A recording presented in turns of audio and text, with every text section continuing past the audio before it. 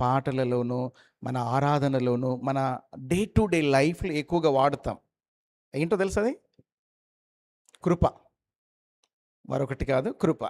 కృప అనే మాటను లేక ఈ పదాన్ని మనము తరచుగా ఉపయోగిస్తూ ఉంటాం. అసలు కృప అంటే వాస్తవానికి అర్హత లేని వారికి అనుగ్రహించబడేది. బేసికల్‌గా బైబిల్ అంతా మనం చదివితే జనరల్ గ్రేస్ అనేది ఒకటి ఉంది. సాధారణమైన కృప. ఇక్కడే ఉన్నారా? Praise the Lord. కొంచెం హల్లెలూయా స్తోత్రము. కొంచెం పెద్దగా. జనరల్ గ్రేస్ అనేది ఒకటి ఉంది. మీరు బైబిల్ గ్రంథం ఒకవేళ 33వ కీర్తన చూసినట్లయితే 5వ వాక్యం జనరల్ గ్రేస్ ఎలా ఉంటుందో ఒకసారి చూద్దాం. ఒక వన్ టైప్ ఆఫ్ గ్రేస్ ఏముంటుందంటే దాన్ని జనరల్ గ్రేస్ అంటాం మనము. 5వ వాక్యం ఆఖరి మాట చదువుతున్నాను. లోకము యెహోవా కృపతో నిండి ఉన్నది. లోకం అంటే వరల్డ్, ప్రపంచం. ప్రపంచంలో ఉన్న దేశంలన్నీ, మనుషులందరూ కూడా. ఇంకా కొంచెం మనకు డీటెయిల్డ్గా అర్థం కావాలంటే లోకం అంటే దేశం అంటే మట్టి కాదు, దేశం అంటే మనుషులు.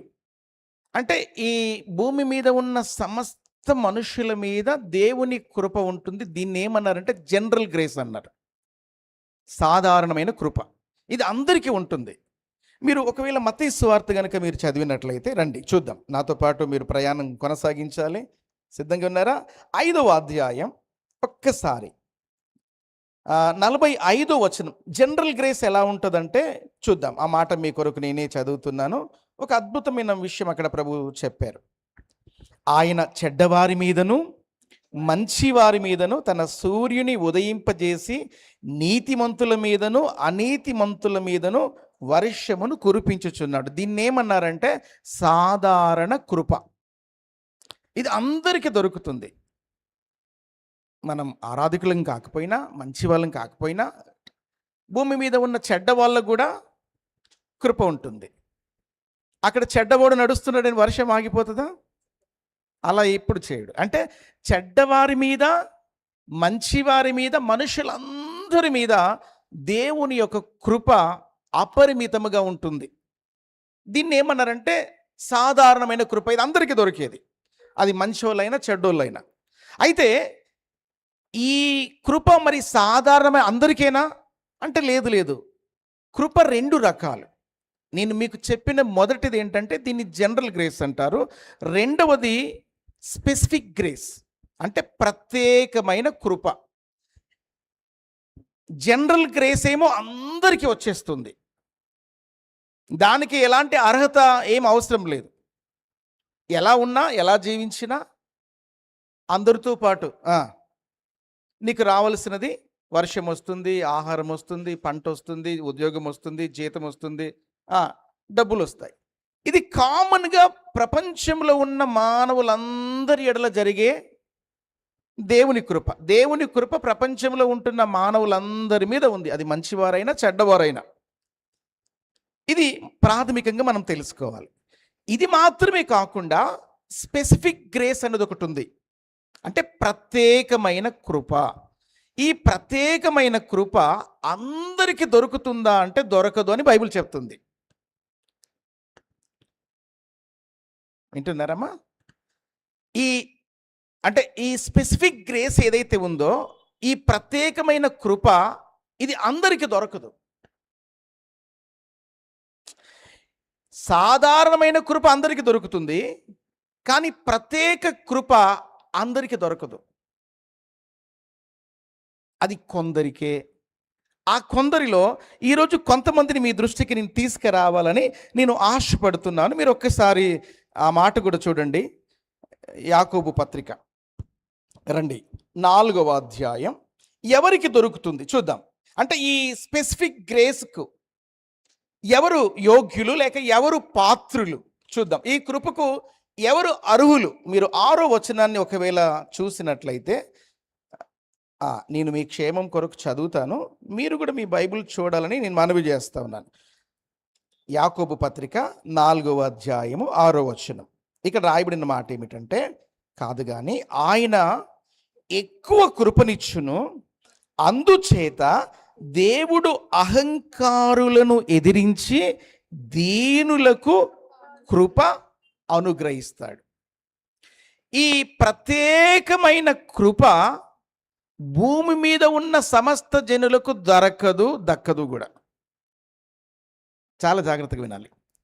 అంటే ఈ స్పెసిఫిక్ గ్రేస్ ఏదైతే ఉందో, దేవుని కన్సర్న్ ఏదైతే ఉందో, దేవుని శ్రద్ధ ఏదైతే ఉందో, దేవుని కృప ఏదైతే ఉందో, ఇది కొద్ది మందికి మాత్రమే, లేక కొద్ది వారికి మాత్రమే ఇది వర్తిస్తుంది.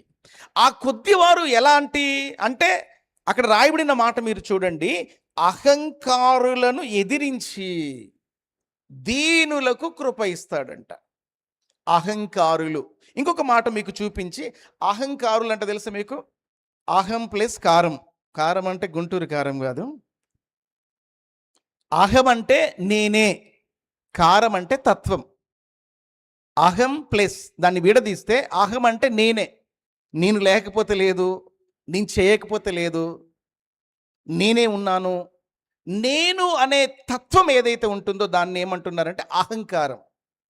దేవుడు ఏం చేస్తాడంటే అహంకారులను పక్కన సైడ్ కార్నర్ చేసి దీనులకు దేవుడు కృప ఇస్తాడు. ఇది స్పెసిఫిక్ గ్రేస్. దీన్ని ఏమన్నంటే ప్రత్యేకమైన కృప అందరికీ దొరకదు. హలో, వింటున్నారా? జనరల్కి గ్రేస్, భోజనం దొరుకుతుంది, వర్షం వస్తుంది, పంటలు వస్తున్నాయి, ఇది సాధారణమైన కృప. కానీ దేవుని ప్రత్యేకమైన కన్సర్న్ మాత్రము, దేవుని ప్రత్యేకమైన కృప మాత్రము కేవలము కొందరికే. ఆ కొందరిలో ఇంకా వాక్య భాగంలోనికి వెళ్ళడానికంటే ముందు అక్కడ రాయబడిన మాట ఇంకా అదే, మీరు కొంచెం పేజీ తిప్పండి. పేతురు రాసిన మొదటి పత్రిక 5:5 కూడా నెక్స్ట్ బుక్లో ఉంటుంది చూడండి. అక్కడ కూడా సేమ్ పేతురు కూడా అదే మాట రాస్తా ఉన్నాడు. ఏమంటున్నాడు? మీరందరూ ఎదుటి వాని ఎడల దీన మనస్సు అను వస్త్రము ధరించుకొని మిమ్మల్ని అలంకరించుకొనుడి. దేవుడు అహంకారులను ఎదిరించి దీనులకు కృప ఇస్తాడు. అమ్మ వింటున్నారా? అయ్యా వింటున్నారా? అహంకారులను ఎదిరించి అంటే అహంకారులను పక్కన పెట్టి దేవుడు దీనులకు కృప ఇస్తాడు. ఇప్పుడు దీనులు అంటే ఎవరు? ఇది మనం వేసుకోవలసిన ప్రశ్న. అమ్మ వింటున్నారు కదా? ఇప్పుడు దీనులు అంటే తెల్లబట్టలు వేసుకొని చర్చికి రాగానే బయటంతా ఎలా ఉన్నా గుమ్మం రాగానే ముసుకేసుకొని కదలకుండా కూర్చొని ఉంటే దీనులు అయిపోరు. కొన్నిసార్లు మనం ఎలా ఉంటామంటే చాలా భలే యాక్టింగ్ చేస్తూ ఉంటాం. అంటే మన హావభావాలు, అంటే మన ఫీలింగ్స్ ఎలా ఉంటాయంటే, మన చర్యలు చూసారా వాడు ఎంత దీనంగా ఉన్నాడండి, మన ముఖంలో మన ఎక్స్ప్రెషన్స్ ఎలా ఉంటాయంటే లోపలేమో చాలా ఉంటుంది కానీ బయటికి మాత్రం అది కాదు దీనత్వం. అసలు దీన్ని మనకు అర్థం చేసుకోవాలంటే యేసుప్రభువే చెప్పాడు కొండ మీద ప్రసంగంలో, ఆత్మ విషయమై దీనులైన వారు ధన్యులు.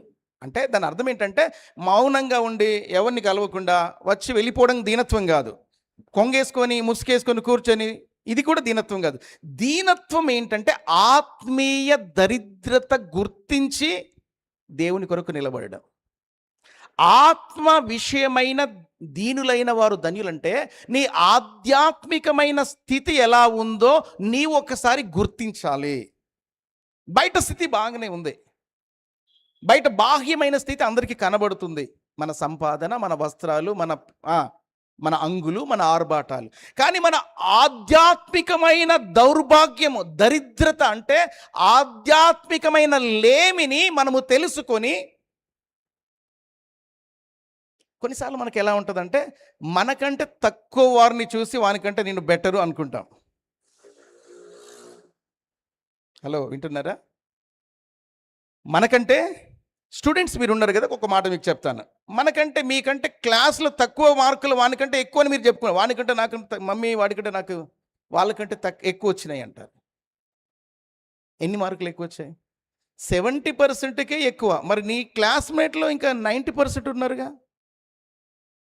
అంటే మనము ఆధ్యాత్మికంగా మనం ఏం చేస్తామంటే మన పక్కవారిని చూసి మనకంటే ఆత్మీయ స్థితిలో తక్కువ వారిని చూసి వానికంటే నేను బెటరు, నేను బాగున్నాను అనుకుంటాం. దాన్ని ఏమన్నారంటే అహంకారము. ఆధ్యాత్మికమైన జీవితంలో ఆత్మీయమైన ఎంత దౌర్భాగ్యమైన స్థితిలో మనం ఎదుగుతున్నామా, దిగజారిపోతున్నామా, అది రికగ్నైజ్ చేసి తెలుసుకొని, మన పరిస్థితిని తెలుసుకొని ఆత్మీయమైన దరిద్రతను గుర్తించి దేవుని కొరకు నిలబడడం దీనత్వం. బయటి అంగులు బాగానే ఉంటాయి. చాలాసార్లు మనము యేసుక్రీస్తును నమ్ముకోవడం ఒక వంతు అయితే, మన భక్తిని, పరిశుద్ధతను కాపాడుకొని కొనసాగించడం చాలా ముఖ్యం. అంత సులభమేమి కాదు. అంత సులభం అయితే ఒకరున్నా ఇద్దరున్నా ఇంత గట్టిగా చెప్పి మాట్లాడే ప్రసక్తి ఏం కాదు. అంటే ఏ సీజన్ అయినా, సమ్మర్ కానీ, రెయిన్ సీజన్ కావచ్చు, ఇంకా వింటర్ కావచ్చు, ఏ సీజన్ అయినా ఏకదాటిగా మార్పు లేని దేవుడు ఏ రీతిగా ఉన్నాడో ఆ మార్పు లేని పరిశుద్ధుడైన దేవుని ఎదుట, ఆయన సంఘము ఎదుట నేను నా ఆధ్యాత్మికమైన స్థితిని గుర్తించి తగ్గించుకొని బ్రతకడం దీనులు. నీకు అర్థమవుతుందా? ఈ లేమి చాలా మందికి బయటికి కనబడదు. ఇది బయటికి కనబడదు. బయటికి కనబడక దీన్ని కవర్ చేసుకోవడానికి మనం మంచిగా ఇన్షర్ట్ చేసి బెల్ట్ పెట్టుకొని చాలా అంగులు ఆర్భాటంతో వస్తాం. దాంట్లో పెద్ద అనుమానం ఏమి లేదు. చాలా ఆశ్చర్యం వేస్తూ ఉంటుంది. ఉదయకాలం నాకు మార్నింగ్ డివోషన్లో మాట్లాడేటప్పుడు సిస్టర్ గారు నాతో వచ్చేసి చాలా విషయాలు చెప్పారు. వాష్రూమ్ గురించి చెప్పారు.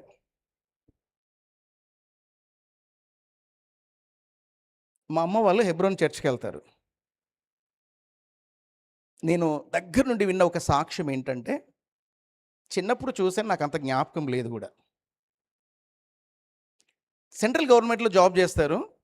నెలకు 1,75,000 శాలరీ, కట్టింగ్స్ అన్నీ పోను. దాన్ని నెట్ శాలరీ ఎంత అంటే 1,75,000. కరోనా కంటే ముందే, ఇప్పుడు ఇంకా పెరగొచ్చు.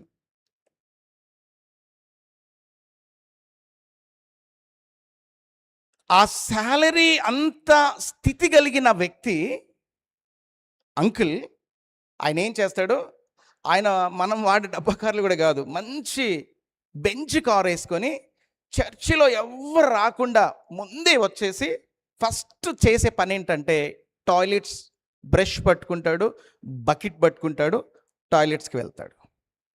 క్లీన్ చేయడమే. జాగ్రత్తగా వినండి. అగస్తిన్ అనే ఒక సహోదరుడు అదే హెబ్రోను సహవాసంలో సేవకు సమర్పించుకొని, ఆయన గెజెటెడ్ ఆఫీసర్,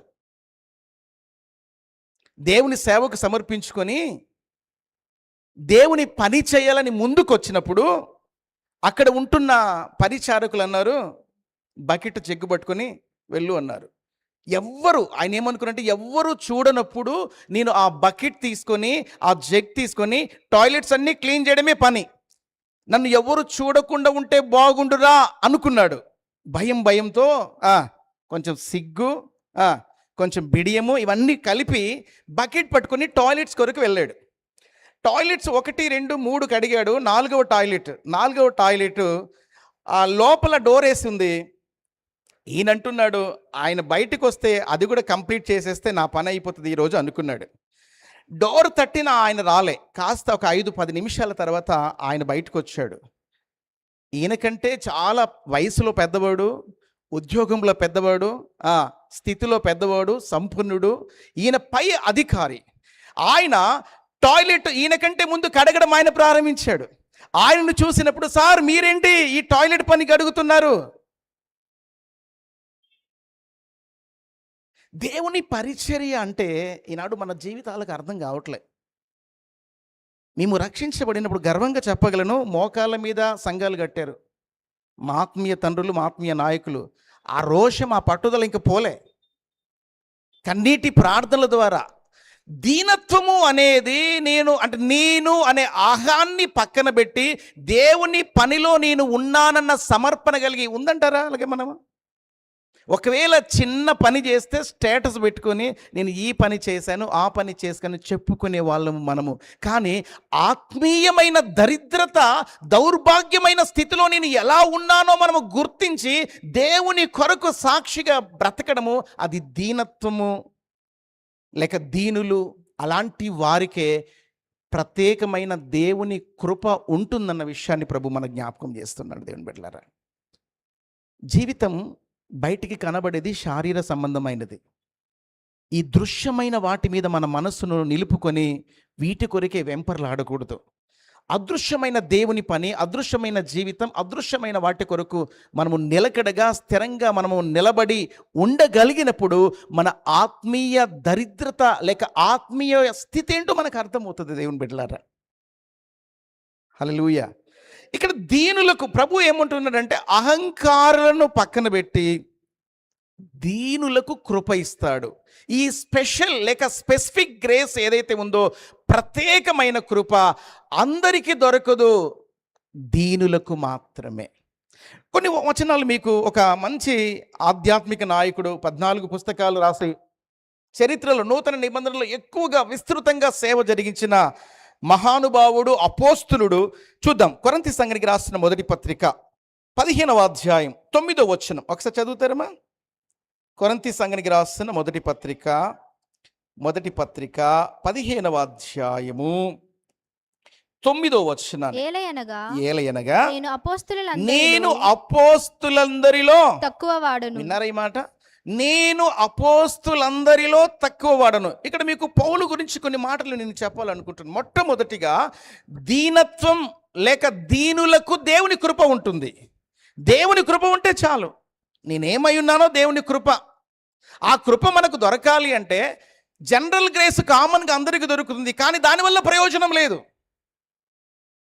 ఒక ప్రత్యేకమైన కృప, ఒక స్పెసిఫిక్ గ్రేస్ నీవు సంపాదించుకోవాలి అంటే నీకు నాకు ఉండవలసిన అర్హతలు, యోగ్యతలు ఏంటి అసలు? దాంట్లో నంబర్ 1 బైబిల్ ఏమంటుందంటే, దీనులకు దేవుని కృప ఉంటుంది. ఇక్కడ రాయబడిన మాట మీరు చూడండి. ఈయన 14 పత్రికలు రాశాడు. ఈయన అపోస్తులుడే, తక్కువడేం కాదు. అందరితో సమానంగా ఎంచుకోవట్లే. అపోస్తులందరిలో అందరికంటే గొప్ప పరిచర్య చేశాడు. ఆయన నడికట్లను ముట్టుకుంటే స్వస్థతలు, ఆయన నీడబడితే స్వస్థతలు.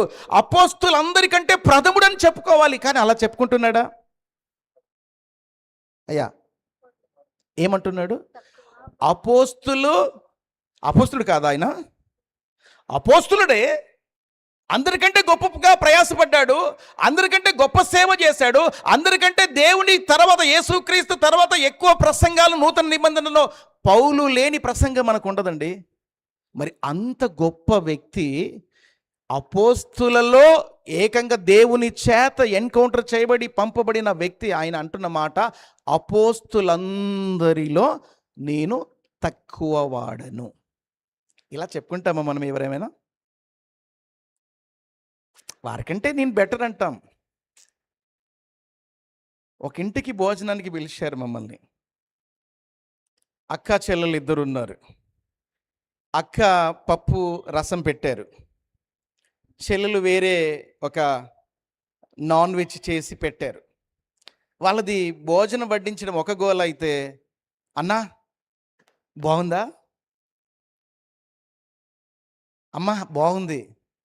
వాళ్ళ ఆశ ఏంటంటే, అక్క అంటుంది, అక్క అన్నా ఆ చిన్నదానికి ఏం తెలియదు, కొత్తగా చేసింది, నాకు చాలా దీంట్లో అనుభవం ఉంది, నేను చేసిన వంటకం బాగుందా?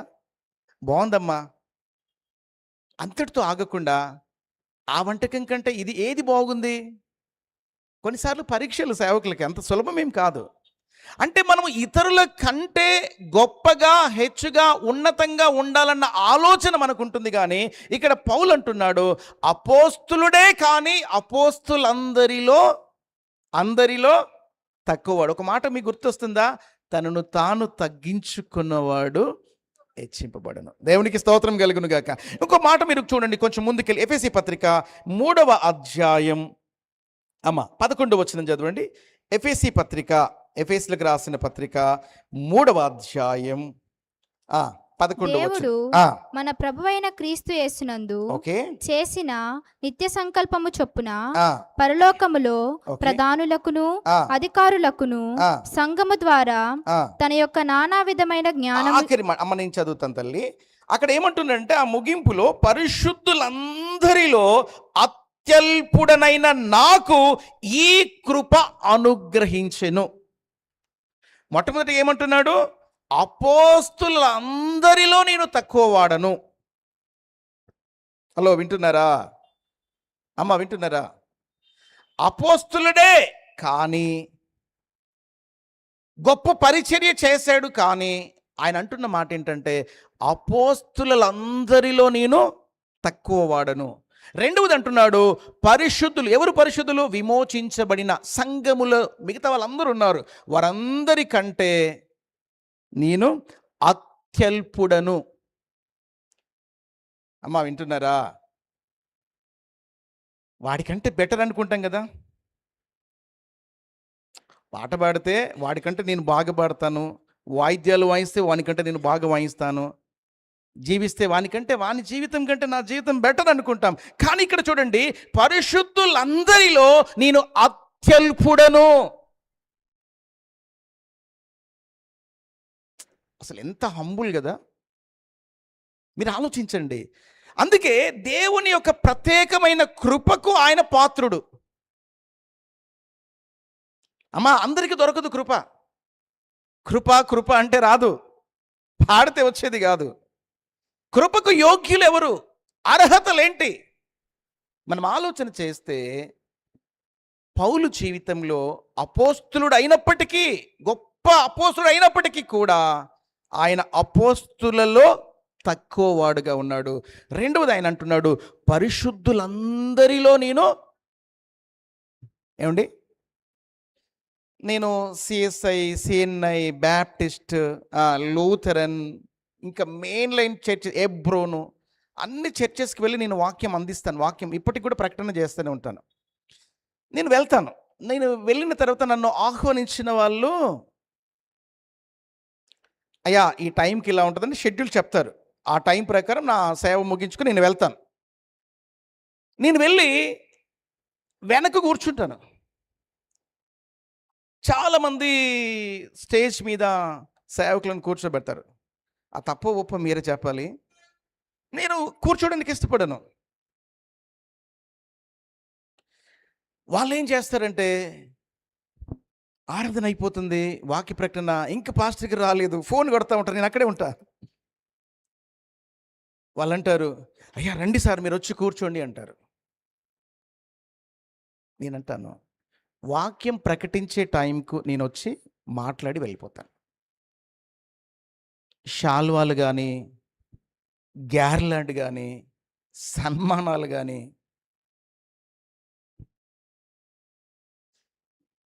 ఎందుకు తెలుసా? నా ప్రభువు హెచ్చించబడాలి. అంత గొప్ప ఏం కాదు, నేను అంత యోగ్యత ఏం లేదు. పరిశుద్ధులందరిలో అత్యల్పుడ, హెచ్చైన వాణ్ణి కాదు, అత్యల్పుడ, డౌన్. అందుకే ఈ కృప, ఏమంటున్నాడు? అందుకే నాకు ఈ కృప దేవుడిచ్చాడు. ఇంకొక మాట మీకు చూపిస్తాను రండి. తిమోతి పత్రిక, మొదటి పత్రిక, మొదటి అధ్యాయం 15వ వచనం చదువున్నానా? తిమోతికి రాసిన మొదటి పత్రిక, మొదటి అధ్యాయము 15వ వచనము. పాపులను రక్షించుటకు క్రీస్తు యేసు లోకమునకు వచ్చెనను వాక్యము ఓకే నమ్మదగినదియు పూర్ణాంగీకారమునకు యోగ్యమైనదియునయ్యున్నది. ఓకే, అట్టి వారిలో అంటే అట్టి వారిలో అంటే ఎట్టి వారిలో? పాపులలో. ఆయన ఏమంటుండే తెలుసు? యేసుక్రీస్తు వచ్చింది పాపులను రక్షించడానికి. ఈ పౌలు మహాశయుడు అంటున్నాడు, అట్టి వారిలో నేను ప్రధానుడను, అంటే నేను ప్రధానమైన పాపిని.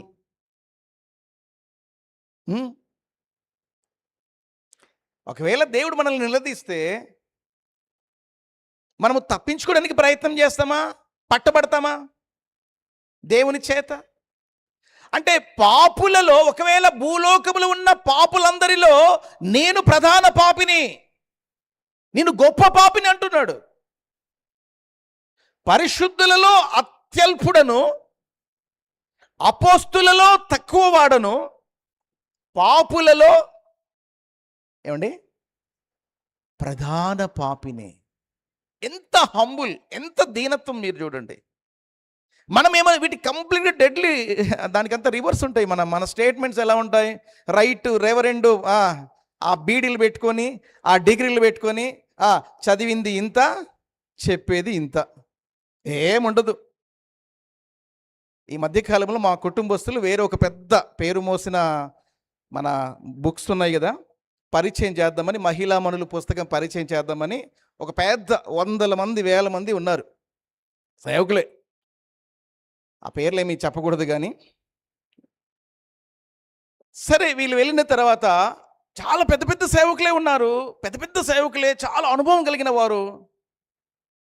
కొంచెం కూడా వాక్యం లేదు. సాయంకాలం వచ్చి చెప్పారు, అన్న అనవసరంగా వెళ్ళాం మేము, వాక్యమే లేదు అక్కడ. మా హెబ్రోనులో వాళ్ళ ఫీలింగ్ చూడండి. ఆరాధన వాక్యం, ప్రభు బల్ల వాక్యం, రొట్టె వాక్యం, మెయిన్ వర్తమానం వాక్యమే. అక్కడ వెళ్ళాము, ఇంతమంది సేవకులు ఉంటే ఎలా, ఎంత వాక్యం దొరకాలి? లేదండి. వింటున్నారా? మనుషుల గొప్పలు చెప్పుకోవడానికి సంఘాలు పెరిగిపోయాయి తప్ప దేవుని గొప్పతనం చెప్పేవాడు కరువైపోయాడు.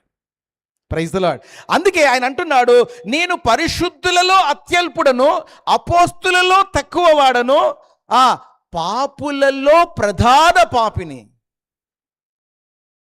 ఈ పాపి ఎడల దేవుని కృప పనిచేసింది అని ఆయన కృపకు స్తోత్రం చెప్తున్నాడు. ఆయన ఒక మాట చెప్పాడు, మీకు గుర్తుందా? పౌలు, నేను బహుగా ప్రయాసపడ్డాను, కానీ ప్రయాసపడినది నేను కాదు, నాకు సహాయం చేసిన దేవుని కృపే.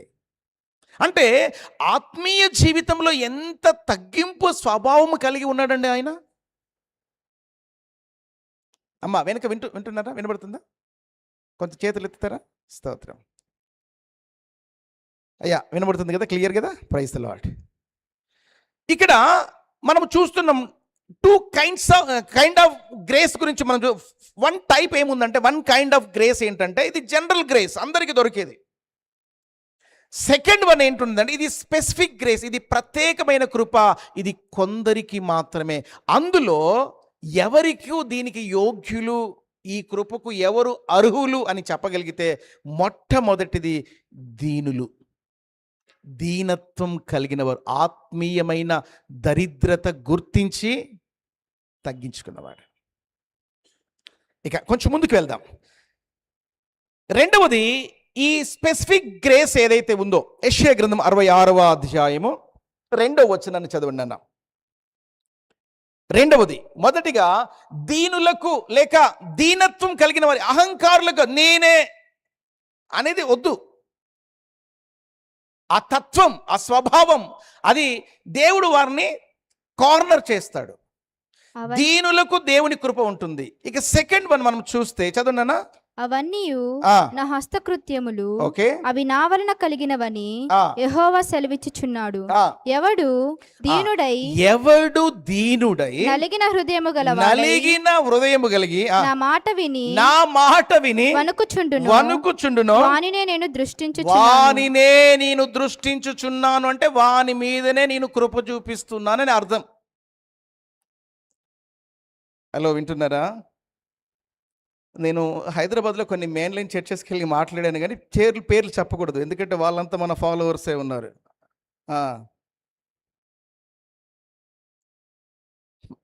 నేను వెళ్ళి వాక్యం ప్రకటిస్తూ ఉంటే చాలా క్రౌడ్. ఇక్కడ మన ఇంకా పేర్లు ఏం చెప్పకూడదు, కానీ చర్చ్ పేరు చెప్తాను వినండి. మళ్ళీ చర్చ్ పేరు, ఈ గొడవలంతా ఎందుకు? చిన్నదాన్ని పట్టుకొని మళ్ళీ రకరకాలుగా మాట్లాడుకుంటారు. చర్చ్ పేరు కూడా ఏం చెప్పను. చాలా వేల మంది ఉన్నారు. ఎల్ఈడి స్క్రీన్స్ పెట్టారు. నేను గెస్ట్ స్పీకర్కి వెళ్ళాను, వాక్యం ప్రకటిస్తున్నాను. ముందు దాదాపు అంటే నేను చూడగలిగినంత వరకు కొంచెం బాగానే ఉన్నారు కానీ అమ్మాయిలు చున్నీల కింద చాట్లు చేస్తున్నారు. నేను 360 డిగ్రీస్ చూస్తా. అంటే ఆరాధన చేసే వాళ్ళను, ఇన్స్ట్రుమెంట్స్ ప్లే చేసే వాళ్ళను, లైవ్ స్ట్రీమింగ్ ఇచ్చే వాళ్ళను, వాలంటీర్లను, బయటోళ్ళను, పెద్దోళ్ళను, నా వెనక కూడా చూస్తాను. ఒకవేళ సేవకులు ఉంటారు, ఇట్లా కూర్చుంటారు. ఇక్కడ దేవుని కృపను బట్టి మన దగ్గర అలాంటిది సిస్టమ్ ఏం లేదు, కానీ దైవజనులు కూర్చుంటారు. వాళ్ళు కూర్చొని కూడా వాక్యం ప్రకటిస్తుంటే సెల్ ఫోన్లలో వాళ్ళు చాట్ చేసుకుంటూ ఉంటారు.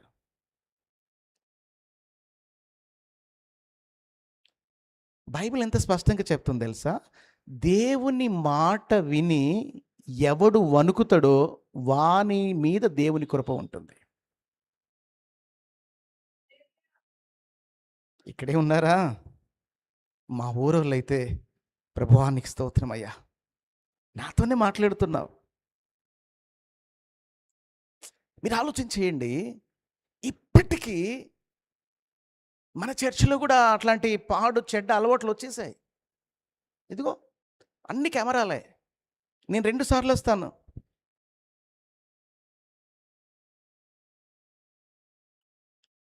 దేవుని మాట వినబడుతున్నప్పుడు ఆ భయం కలుగుతుందా?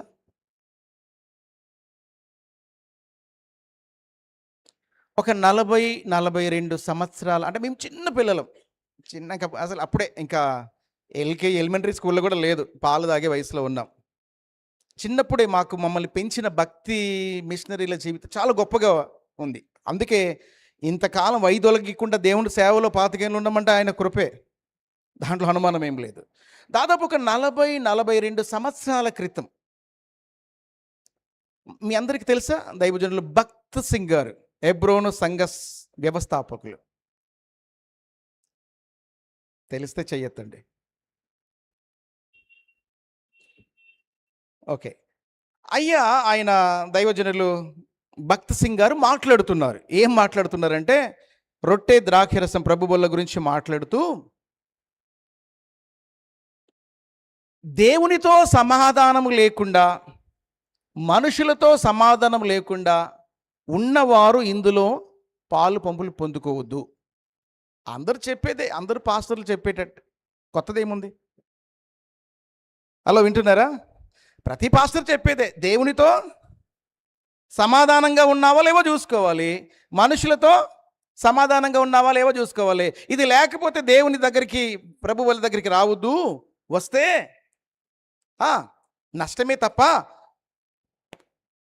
మేలేం లేదని ఆయన మాట్లాడుతుంటే, ఆ సహవాసంలో రాజమణి అని ఒక పెద్ద ఆఫీసర్, ఆయనకు పెద్ద కంపెనీ ఉంది. ఆ మాట విని ఆరాధన, ప్రభుబల్ల ఆరాధన మధ్యలోనే ఒక రిక్షా తెలుసా మీకు? ఆటో కాదు, రిక్షా. 42 years బ్యాక్ చెప్తున్నా నేను. ఒక రిక్షా తీసుకొని, రిక్షా మాట్లాడుకొని కొంత దూరం వెళ్ళి, తన కంపెనీలో పనిచేసే ఒక ఉద్యోగి ఇంటికి వెళ్ళి, ఆయన దగ్గరికి వెళ్ళి, ఎందుకు తెలుసా? శనివారం అంతా కంపెనీలో బాగా కోపపడి తిట్టేసి వచ్చి ఆరాధనలో కూర్చున్నాడు. ఈ మాట చెప్పేసరికి భయమేసి పోయి ఆయనతో చూసేవరకు, ఆయన పేరు మార్క్, ఆయన పేరు. అరే ఏంటి సార్ వస్తున్నాడు, నిన్నంతా తిట్టింది చాలక మళ్ళీ తిట్టడానికి వస్తున్నాడని ఆయన ఫీలింగు. ఆయన రిక్షా దిగి వచ్చి చేతులు పట్టుకొని, కాళ్ళు పట్టుకొని, జాగ్రత్తగా వినండి, రే మార్క్, నన్ను క్షమించు. ఏదో అయ్యా మీరు పెద్దోళ్ళు, కంపెనీ మీది, మీరేమైనా చేయొచ్చు, మీరు నన్ను క్షమాపణ అడగడం ఏంటి? లేదు, దేవుని మాటలు నన్ను గుచ్చుకుంటున్నాయి, నన్ను క్షమించావా లేదా అది చెప్పు ఫస్ట్. కాళ్ళు పట్టుకొని క్షమాపణ పొందుకొని మళ్ళీ ఆగమేఘాల మీద రిక్షా పట్టుకొని వచ్చి ప్రభు బలలో చేయి వేశాడు. అంతటితో ఉంటే నేను ఈ మాట చెప్పేవని కాదు. ఆయన కొంతకాలం తర్వాత చనిపోయాడు. చనిపోయిన తర్వాత ఆయన సమాధి మీద రాజమణి అని పెద్ద బోల్డ్ లెటర్స్ పెట్టి అందరికి కనబడేటట్లుగా, రాజమణి దేవునికి భయపడేవాడు.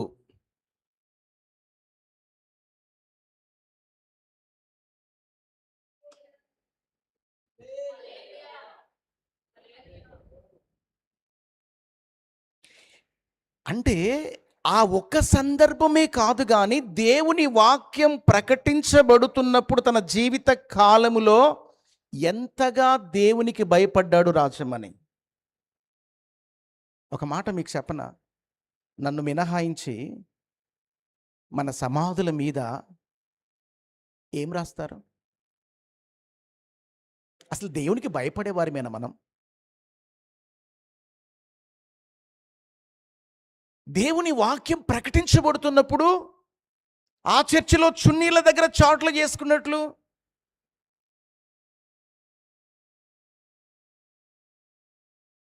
ఆయనంటే భయమేనా? ఆ రీతిగానే బ్రతుకుతున్నామా మనం? అలాంటి క్రమశిక్షణ మనకుందా? ఇప్పటికీ మీరు ఇక్కడ హెబ్రోను, గోల్కొండ, క్రాస్ రోడ్స్కి మీరు వెళ్ళండి, చైర్లు ఏముండవు. మీకేమో సోఫాలు, చైర్లు. ప్రైజ్ ద లార్డ్, కాదని నేను చెప్పట్లే, నన్ను సిలువయ్యొద్దు మరలా. బలహీనంగా ఉన్నారు, కూర్చోండి, తప్పేం లేదు. కానీ ఇప్పటికీ వాళ్ళ సిస్టమ్, వాళ్ళ క్రమం ఏంటో తెలుసా? నేను వాళ్ళకు ఆ క్రమాన్ని చూస్తే ఎంత పెద్దవాడైనా చెప్పులు బయట వదిలేసి వచ్చి కూర్చోవలసిందే.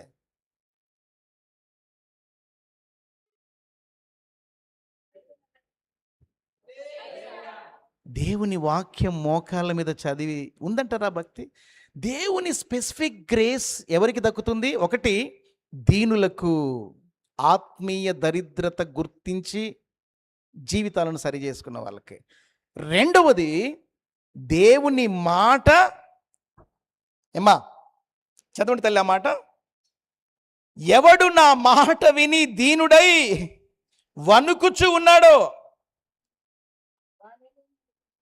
వానినే. ఎలా ఉండాలంట? దీనుడై నలిగిన హృదయముగా. దేవుని మాట అంటే భయం ఉంది అసలు? ఒక మాట నేను మిమ్మల్ని అడిగినా, నువ్వు దీనుడవా లేక ధీమా కలిగిన వ్యక్తివా? తేల్చేసుకో నువ్వు ఈరోజు. దేవుని సన్నిధిలో నీవు దీనుడవా లేక ధీమా, నాకేంట్రా అన్న ధీమాతో బ్రతుకుతున్నావా? ధీమా కలిగి ఉన్నవాడా? అర్థం కాదు వాక్యం. దేవుని కృప దొరకదు. దేవుని కృప, ఈ ప్రత్యేకమైన కృప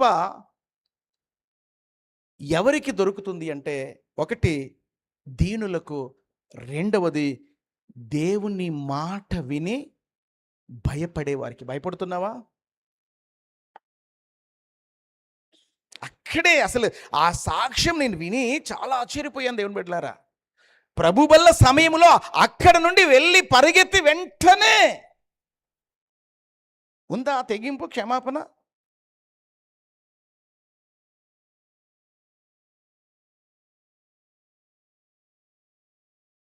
ఆహా హల్లెలూయా అంటే కాదు, ముసుకేసుకొని స్తోత్రం స్తోత్రం అంటే కాదు. దేవుడు మాట్లాడుతున్నప్పుడు నా జీవితాలలో, మన జీవితాలలో అవసరమైన మాటలు దేవుడు ఖచ్చితంగా మాట్లాడతాడు. దేవుని బిడ్డలారా, సరి చేసుకునే తత్వం ఉందంటారా? లేక దీనుడుగా ఉంటున్నామా లేక ధీమాగా ఉంటున్నామా? ఛాతి విరిచేసుకొని పొట్ట జీలిస్తే పేగులు కూడా కనబడవు, కానీ మనకేమో పోటీలు ఎక్కువ, ప్రయాసాలు ఎక్కువ, ఆరాటాలు ఎక్కువ.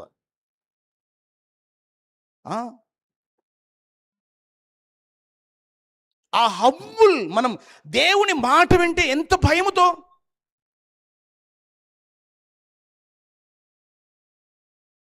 Please understand. తర్వాత నెక్స్ట్ మనం చూద్దాం రండి. ఆయన ఏంటంట? రాజమణి ఎవరు?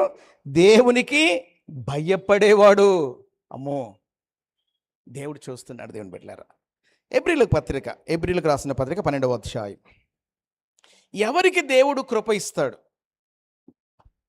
అమ్మా 14వ వచనం నుండి చదవండి ఒకసారి. అందరిలో సమాధానమును పరిశుద్ధతయు కలిగి ఉండుటకు. ఒక నిమిషం ఆగండమ్మా. అందరిలో సమాధానమును పరిశుద్ధత. ఒకటి, దీనులకు దేవుని కృప ఇస్తాడు. ఇది ప్రత్యేకమైన కృప ఉంటుంది. రెండవది ఎవరికి ఎవరికి దేవుని మాట విని వణికే వారికి. ఆ వణుకు లేదు, ఏం లేదు. చెప్పు, ఆ మధ్య కాలంలో నేను ఆంధ్రకి వెళ్ళాను, పేర్లు ఏమి అడగకండి. పెండ్లికి తీసుకెళ్లారు నన్ను ప్రసంగం చేయడానికి. ఓ పాస్టరు ఆపు అన్నాడు. నేనేం ఆపలే, నా గురించి మీకు తెలుసుగా. మనోళ్ళు దగ్గరుండి, అరే మా ఊరు పాస్టర్ కాదురా ఆయన, లాక్కొని పోయేవాడిని. నిజమే, కొన్నిసార్లు మనం ఏ అధికారం ఉందని పాస్టర్ని మనం ఉందంటారు. అసలు ఆ దేవుని వాక్యం అంటే దీని ఇక్కడ అసలు ఆ గ్రహింపు, ఆ సెన్స్ లేకుండా బ్రతుకుతున్నాం. హలో, వింటున్నారా? నా సాక్ష్యం చెప్తాను, వినండి ఒక మాట. చిన్నప్పుడే సండే స్కూల్లే నా జీవితాన్ని ప్రభుకి అప్పగించేశాను.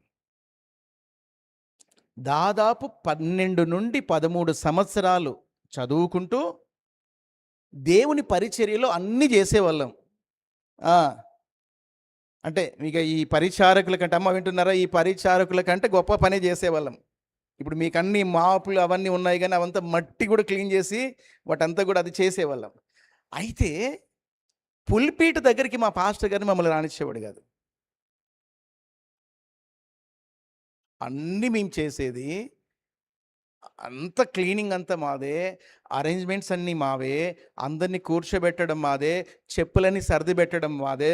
ఎవరైనా అంటే వర్షాకాలం అయితే చెప్పులు మట్టి వేసుకొని వస్తారు, పొలాల నుండి వస్తారు కాబట్టి ఆ మట్టి వేసుకున్న చెప్పులు అలానే ఉంచకుండా వాటిని కడిగి వాష్ చేసి ఆరబెట్టి క్లాత్ పెట్టి తుడిచిపెట్టేవాళ్ళం. జాగ్రత్తగా వినండి. 12 నుండి దాదాపు 13 సంవత్సరాల వరకు కూడా కనీసం మైకు కాదు కదా, అక్కడ నిలబడ్డానికి కూడా మా పాస్టర్ గారు ఒప్పుకునేవాడు కాదు. ఏ యోగ్యత ఉంది మనకి?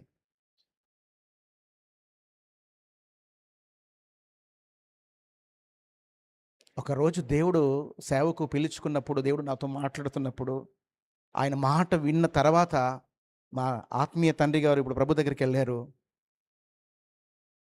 నాయనా, కన్నీళ్లతో ఒకటే మాట, నేను గేట్ దగ్గర ఉండగానే, నాయనా దేవుడు నిన్ను సేవకు పిలుస్తున్నాడు రా. నేను అప్పటికే దేవునితో ఎన్కౌంటర్ చేయబడి ప్రత్యేకించే నేను భయంతో వస్తున్నాను.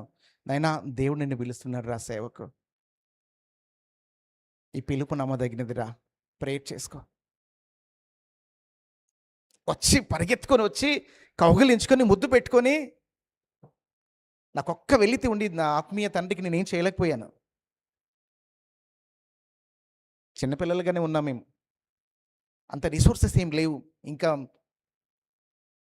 మేము అనుకుంటే, ప్రభువా అప్పుడే తీసుకొని వెళ్ళిపోయావా?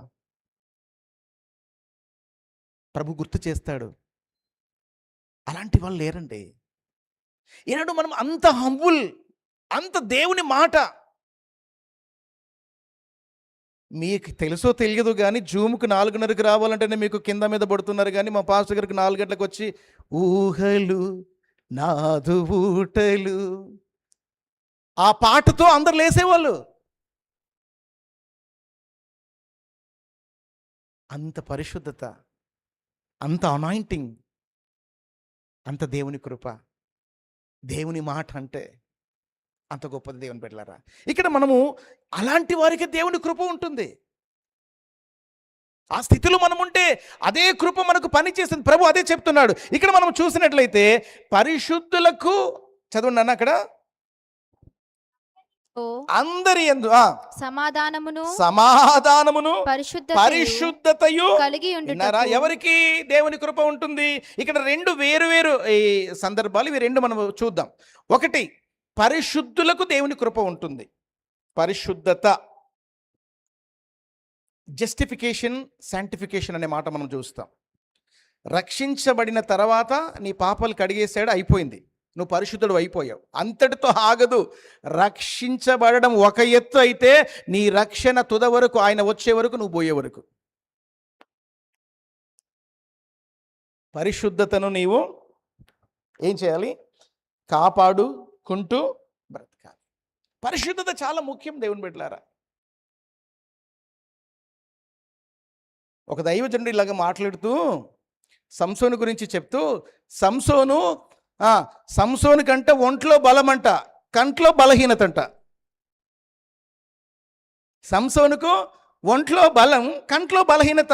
ఎక్కడ అమ్మాయి కనబడితే అక్కడ ఆగిపోయేవాడు.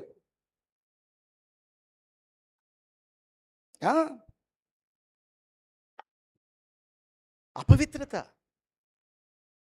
కొన్నిసార్లు మనం ఎక్కడ ఆగిపోతున్నాం చూడండి డైరెక్ట్గా. ఆత్మీయ జీవితం మనకు, మీరు ఆలోచించండి, బలవంతుడే కానీ నిగ్రహించుకోలేకపోయాడు. మీకు తెలుసా సంసోను లైఫ్ స్టైల్? అయ్యా జాగ్రత్తగా వినండి, కండ్లు ఊడబెరికిన తర్వాత అర్థమైంది.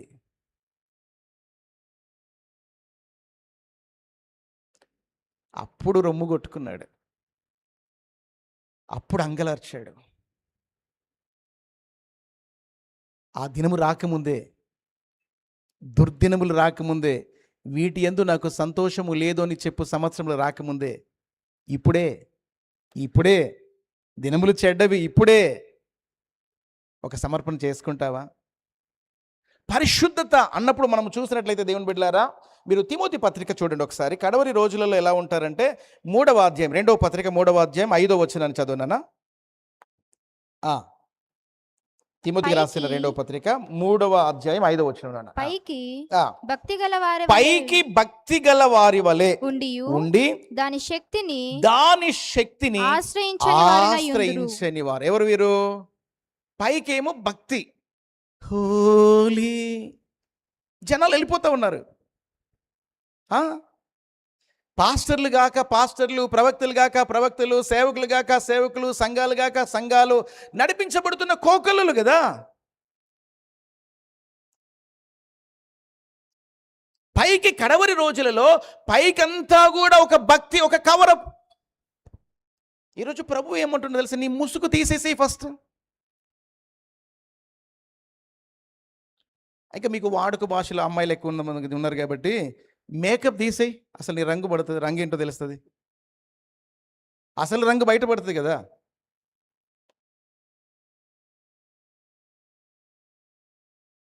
మేకప్ వేసుకొని ఎంతకాలం? పైకి భక్తి కానీ శక్తి లేదు, ప్రార్థన ఆత్మ లేదు, నడిపింపు లేదు, వైరాగ్యం లేదు, అసూయ. ఇంకొక మాట, పైకి భక్తి కానీ కొండెములు చెప్పే అలవాట్లు లేవు. అక్కడి మాటలు ఇక్కడికి, ఇక్కడి మాటలు అక్కడికి. ఆ ఇంటి ముచ్చట్లు ఈ ఇంటికి, నీ ఇంటే సక్కగలేదు, ఆ ఇంటి గురించి నీకెందుకు అక్క? అక్క వింటున్నారా? నీ ఇల్లు సంగతే సక్కగలేదు, ఆ ఇంటి ముచ్చట్లు నీకెందుకు? కొండెములు చెప్పడం ఇది చాలా, మీరు గమనించండి, ఇది అపవిత్రతతో, అసూయ, జెలస్.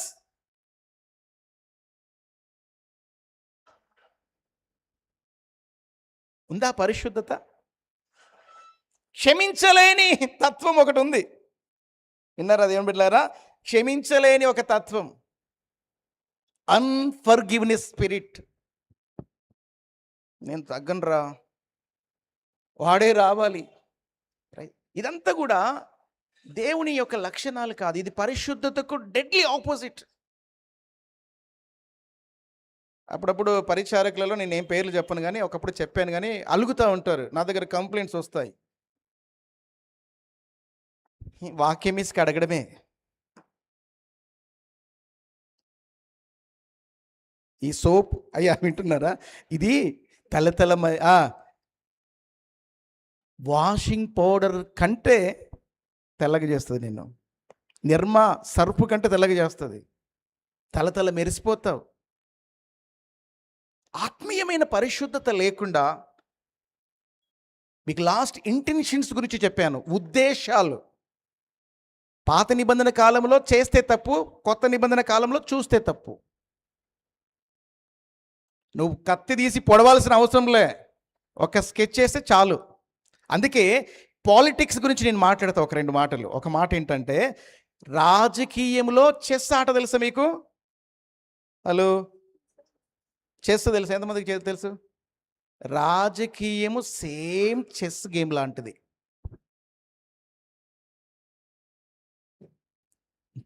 చెక్కు పెట్టాలి అంటే ఎత్తుకు పై ఎత్తు వేయాలి. దేవుని సన్నిధిలో అది పనికిరాదు. అది రాజకీయం వరకే. కొండెములు చెప్పడం, చాడీలు చెప్పడం, గాసిప్స్, అసూయ, క్షమించలేని తనం. దేవుడు ఒక మాట, అలాంటి వారికి కృప దొరకదు. ఇంకొక మాట అక్కడ రాయబడిన మాట ఏంటంటే సమాధాన, చదువునాను అక్కడ, సమాధాన పరచువారు. వారందరికీ, విన్నారా? ఒకటి దీనులకు, రెండవది మనం ఏం చూస్తున్నామంటే దేవుని మాట విని వణికే వారికి దేవుని కృప విస్తృతంగా పనిచేస్తుంది. మూడవది పరిశుద్ధులకు. ఇక్కడ నాలుగవది మనం నెక్స్ట్ మనం ఏం చూస్తున్నామంటే సమాధాన, 15వ వచనం చదువునా, 12-15 ఎబ్రీ పత్రిక. మీలో ఎవడైనను దేవుని కృపను పొందకుండా తప్పిపోవునేమో అని చేదైన ఏంటంట, చేదైన వేరు ఏదైనా. తెలుగు బైబిల్ ఏముందంటే చేదైన వేరు, బిట్టర్ రూట్ అనే మాట మనం చూస్తాం. యాక్చువల్గా ఈ తెలుగు పదానికి ఇంగ్లీష్ పదానికి కొంచెం తేడా ఉంది, మీకు అది చెప్తాను. బిట్టర్నెస్ అంటే ద్వేషం. చేదు అనేది మనం తెలుగులో చూస్తాం, చేదైన వేరు ఏదైనా, అలా కాదు. బిట్టర్నెస్ అంటే ద్వేషం. ద్వేషం ఉంటే దేవుని కృప దూరం అవుతుంది. అక్కడ మరలా చదువునా, దేవుని కృప నుండి ఒకవేళ తప్పిపోతావేమో అనియు. చేదైనది అంటే ఏదైనా ద్వేషం నీలో ఉండి కలవరపరచుట వలన, నిన్ను డిస్టర్బ్ చేస్తుంది. కలవరపరచుట వలన నువ్వు కృప నుండి దూరం అయిపోతున్నావేమో, జాగ్రత్త అంటున్నాడు దేవుడు. నాన్న వినబడుతుందా? బిట్టర్నెస్ అనే మాట మనం చూస్తాం, ద్వేషం. ఒక మాట నేను మీకు చెప్పనా,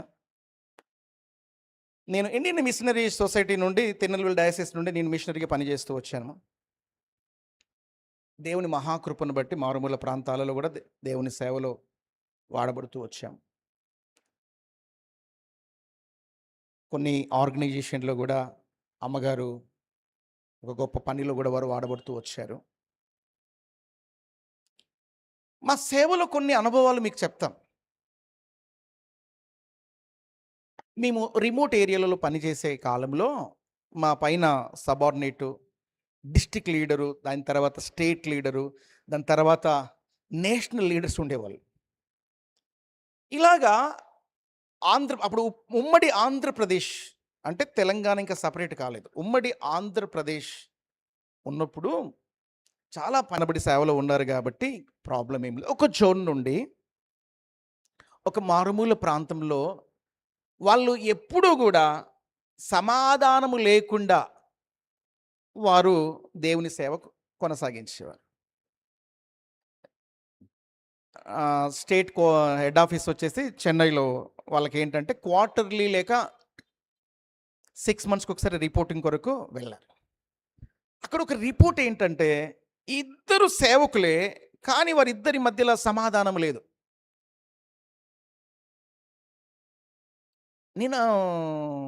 నాకు ఈ విషయం పక్క నుండి చూస్తున్నాను, నాకు ఈ విషయం అర్థమవుతుంది. పక్క నుండి చూస్తున్నప్పుడు ఏంటంటే వారిద్దరికి సమాధానం లేదు.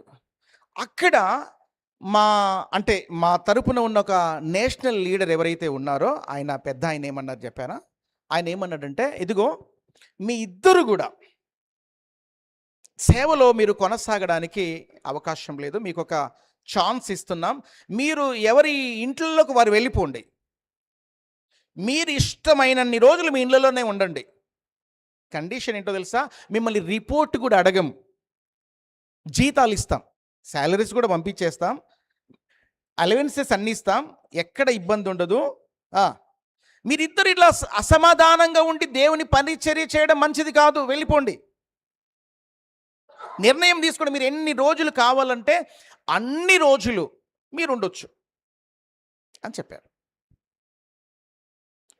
ఆ ఇద్దరు సేవకులు ఆ హెడ్ ఆఫీస్లోనే దాదాపు ఒక హాఫ్ అన్ అవర్ 45 మినిట్స్, అంటే లెస్ దెన్ ఒక 1 అవర్ చెప్పుకోండి, ఏడ్చేసి, అయ్యా మాకెన్ని రోజులు అక్కర్లేదు, మా తప్పులేంటో మాకు అర్థమైంది, మాలో ఉన్న ద్వేషాలు, అసమాధానాలు, మా పరిస్థితులు మాకు అర్థమైంది, మేము ఒకరిని ఒకరు క్షమించుకొని సమాధానం కలిగి దేవుని పని చేయిస్తాం, ఒక్కసారి రండి మీతో మాట్లాడతాం.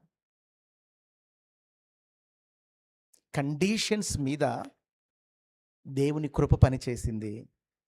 దేవుడు వారు రియలైజ్ అయిన తర్వాత, ఈనాడు మీరు కర్ణాటక వెళ్తే బెంగళూరులో బలమైన పని చేస్తున్నారు. దేవునికి స్తోత్రం కలుగునుగాక.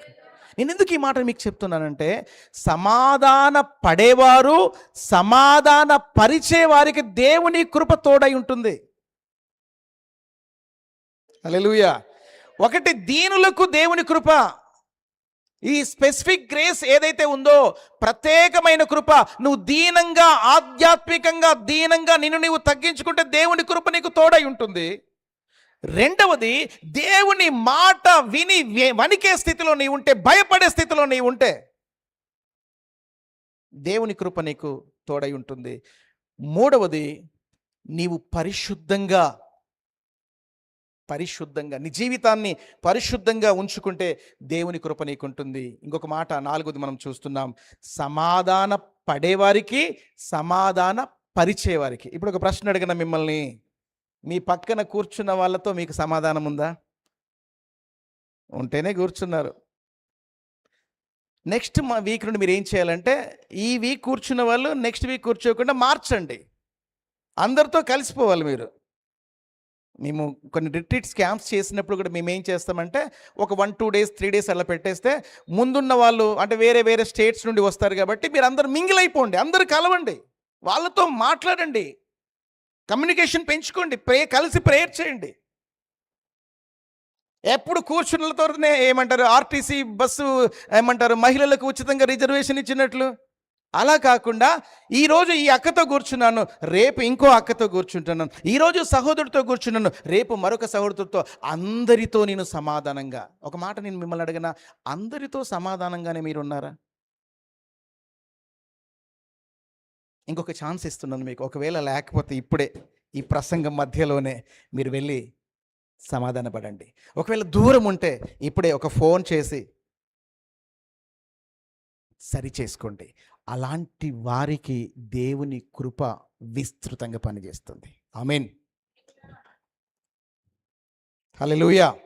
ఇక వెరీ నెక్స్ట్ 84వ కీర్తన 11వ వాక్యం చదువు ఒకసారి. 84వ కీర్తన 11వ వాక్యం. దేవుడైన యెహోవా సూర్యుడును కేడెమునై ఉన్నాడు. యెహోవా కృపయు ఘనతయు అనుగ్రహించును. యథార్థముగా ప్రవర్తించు వారికి ఆయన ఏ మేలును చెయ్యకమానడు. ఏంటి ఆయన చేసే మేలు? కృప, ఘనత. నువ్వు యథార్థంగా ఉంటే దేవుని కృప నీకు తోడై ఉంటుంది. Praise the Lord. దేవుడు చేసే మేలు యథార్థంగా. అందరు ఉన్నప్పుడు ఒకలాగుంటాం. నేను మధ్యరాత్రిలో కూడా సేవకు వెళ్ళినప్పుడు కొన్నిసార్లు మోటార్ సైకిల్ మీద వెళ్తాను, కొన్నిసార్లు కార్ తీసుకొని వెళ్తాను. ఆశ్చర్యం వేస్తూ ఉంటుంది ఏంటంటే, సిగ్నల్స్ దగ్గర, ఈరోజు ఉదయం కూడా నేను డివోషన్లో చెప్పాను కదా, మన మదీనా ఏమంటారు, మిదాని సర్కిల్ దగ్గర కూడా సేమ్ అలాగనే నేనొక్కడిని ఆగాను, నన్ను చూసి ఆగారు తప్ప. కొన్నిసార్లు నైట్లో రెడ్ లైట్ పడిన తర్వాత ట్రాఫిక్ పోలీసోడు లేడు, చూసే వాళ్ళు ఎవరు లేరు, వెళ్ళిపోతున్నావా?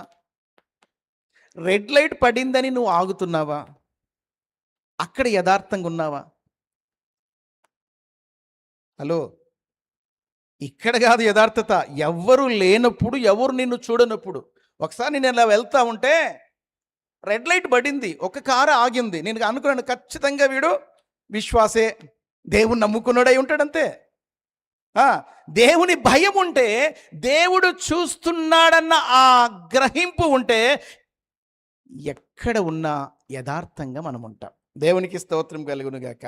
వింటున్నారా దేవుని బిడ్డలారా? యథార్థత, ఇంటిగ్రిటీ అనేది చాలా ప్రాముఖ్యమైనది. ఎవ్వరు మనతో లేకపోయినా, ఎవరు చూస్తున్నారు మనల్ని? అందరికి లైసెన్సులు ఉన్నాయా? లైసెన్సులు లేకుండా బండ్లు నడపకపోవడం కూడా నేరం, చట్టరీత్యా నేరం. చలాన్లు పెట్టి బండ్లు నడపడం చట్టరీత్యా నేరం. ఇప్పుడే ఈ ప్రసంగం అయిపోకముందే చలాన్లు కట్టేయండి, గవర్నమెంట్కి ఇన్కమ్ వస్తుంది.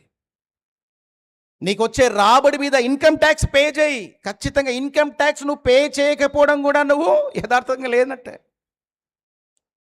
అన్ని విషయాలలో అండి బాబు. యథార్థత అంటే దేవుని దగ్గర ఉండడం మాత్రమే కాదు, అన్ని వేళలలో రెడ్ లైట్ పడిగింది, ఎవడు ఆగకపోయినా పర్వాలే, నువ్వు ఆగాలి.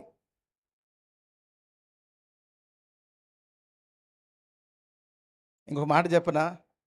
చేసేది చిన్న స్టేషనరీ పనే కావచ్చు, హౌస్ కీపింగే కావచ్చు, ఇంకా చిన్న చిన్న ఉద్యోగమే కావచ్చు.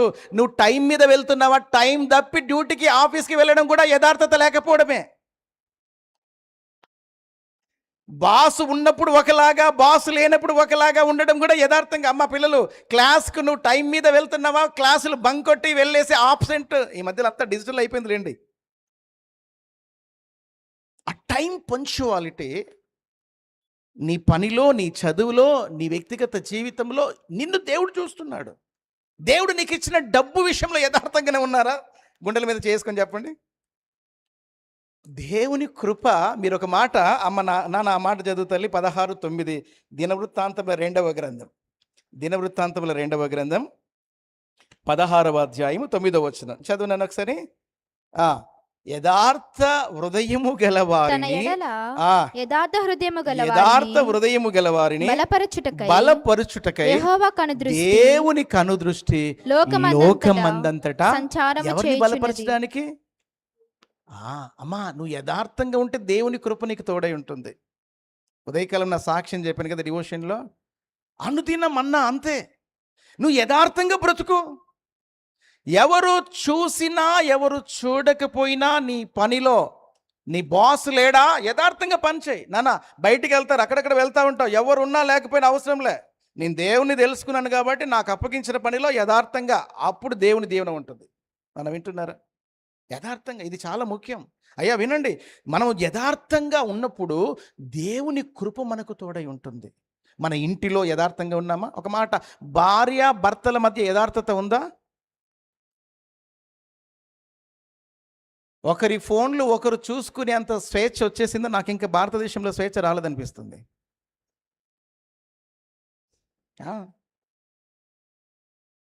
మీకు అర్థమవుతుందా? యథార్థంగానే ఉంటున్నారా? పిల్లలకు, తల్లిదండ్రులకు, భార్య భర్తలకు మధ్య, అత్త కోడలకు మధ్య, అన్ని విషయంలోనే. అందుకే బైబిల్ ఏమంటుందంటే, నువ్వు యథార్థంగా ఉంటే దేవుని కృప. ఒకవేళ యథార్థత లేదంటే దేవుని కృప దూరం అవుతుంది. యేసుప్రభు చెప్పిన ఒక మాట నేను మీకు చెప్పి ముందుకెళ్తాను. మీరు యోహాను సువార్త 1వ అధ్యాయం 47వ వచనాన్ని చదవండి ఒకసారి. యోహాను సువార్తమానము 1వ అధ్యాయం 47వ వచనం.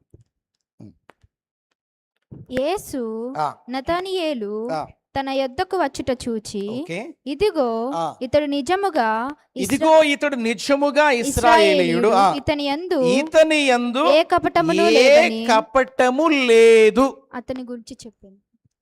హలో, వింటున్నారా? కపటము లేనివాడు అంటే యథార్థవంతుడు అని అర్థం.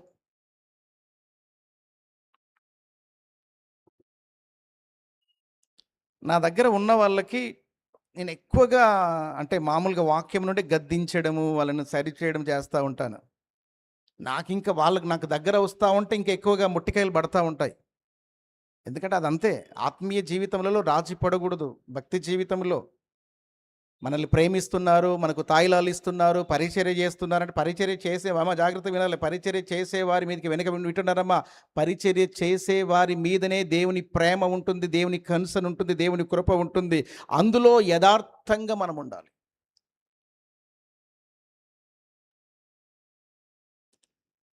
ఒక స్టోరీ చెప్తాను వినండి. మనం ఫెయిత్ హోమ్ కొరకు ప్రార్థన చేస్తున్నారా? ఎంతమంది చేస్తున్నారు? ప్రేయర్ చేయండి, దేవుడు సహాయం చేస్తాడు. ఒకటి. అది ఎట్లా ఉంటుందన్నా, అది చెప్పన్నా అనే వాళ్ళు కూడా ఉన్నారు.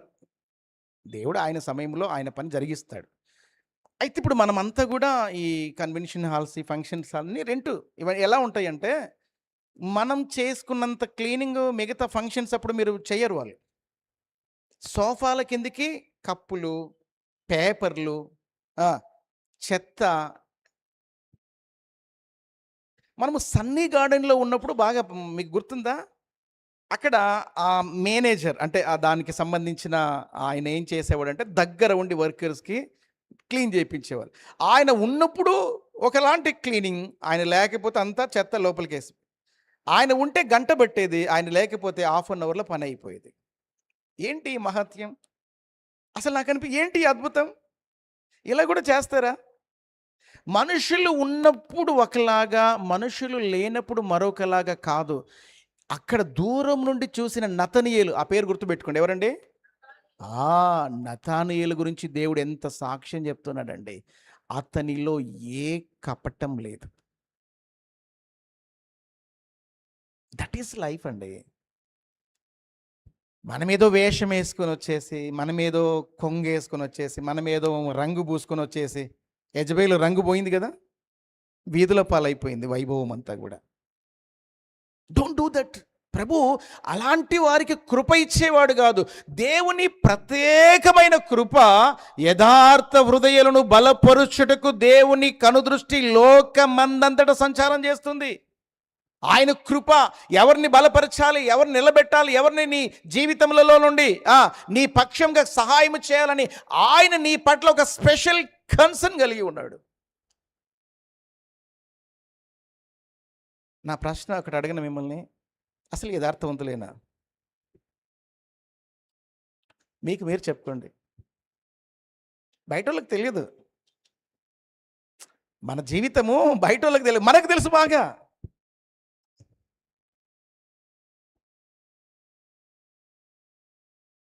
యాభై 51వ కీర్తన, దావీదు విలవిలలాడిపోయాడు. ఉరియా సంగతి యందు తప్ప ఏ తప్పు చేయలేదని దేవుడు చెప్తా ఉంటే విలవిలలాడిపోయాడు. అయ్యా, నీ పరిశుద్ధాత్మను నా యొద్ద నుండి తీసివేయకు, నీ సన్నిధిలో నుండి నన్ను త్రోసివేయకు. ఎంత హానెస్ట్గా, యథార్థంగా దేవుని సన్నిధిలో ఒప్పుకుంటున్నాడండి. మనం ఏం చేస్తాం? వాడు బాగలేడు, వీడు బాగలేడు, వీడు బాగలేడు. ఇంకా ఎంతకాలం రా బాబు బయటల మీద పడి ఏడ్చేది?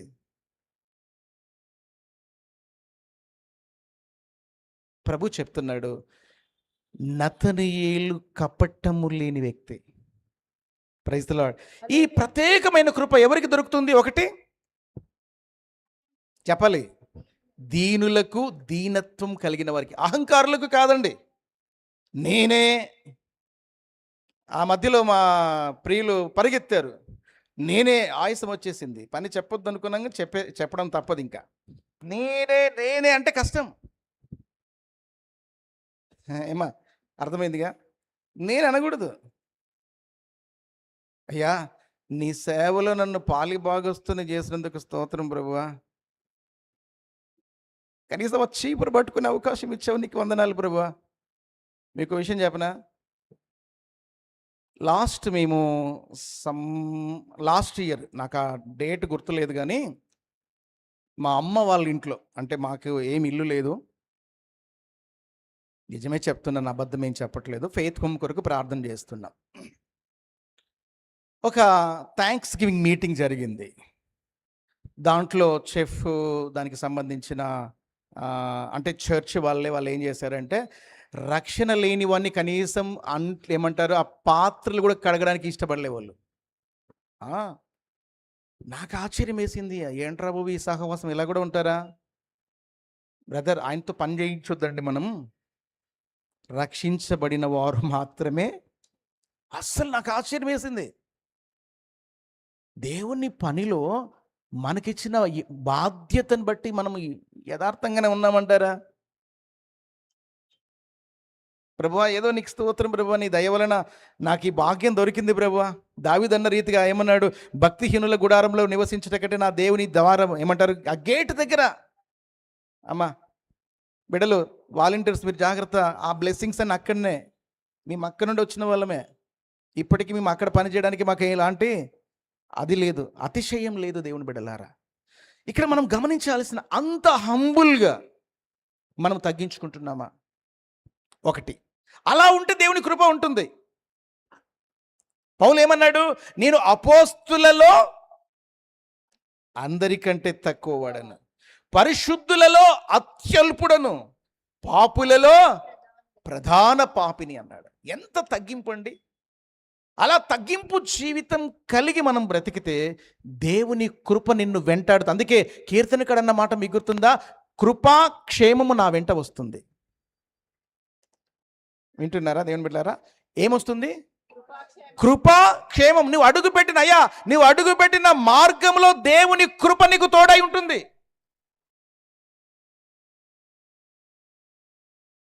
అర్హత లేకున్నా ప్రేమించావు, ఇది కేవలం నీ కృపయే. యోగ్యత లేకున్నా హెచ్చించావు, ఇది కేవలం నీ కృపయే. కృపయే కృపయే నేనేమయ్యున్నానో నీ కృపయే. కృపయే కృపయే నే బ్రతికి ఉన్నానంటే కృపయే. కేవలం ఆయన కృపే. ఆయన కృప తప్ప మరొకటి లేదు దేవుని బిడ్డలారా. ఈ ఉదయకాలం నీవు దేవుని కృప, ఎవరు యోగ్యులు, దేవుని కృపకు ఎవరు అర్హులు అని మనం ఆలోచన చేసినట్లయితే ప్రభు మనతో మాట్లాడుతున్న ఒక మంచి మాట, నీవు దీనులుగా దీనత్వం కలిగి ఉంటే దేవుని కృప నిన్ను వెంటాడుతుంది. గట్టిగా చెప్పకూడదామా? కొంచెం పెద్దగా. వెరీ సెకండ్, దేవుని మాట విని రాజమని దేవునికి భయపడేవాడు.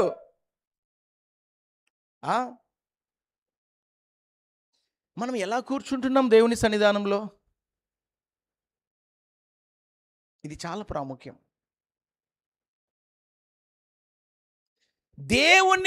దేవుడు దీనుడై విరిగి నా హృదయము కలిగిన వాడై ఉండి నా మాట విని వణుకుచుండును వానిని నేను దృష్టించుచున్నాను. Special concern. దేవుడు సహాయం చేస్తాడు. ఒక ప్రత్యేకమైన కృప అలాంటి వారి మీద ఉంటుంది. వెరీ నెక్స్ట్ మనం ఏం చూసామండి? పరిశుద్ధులకు.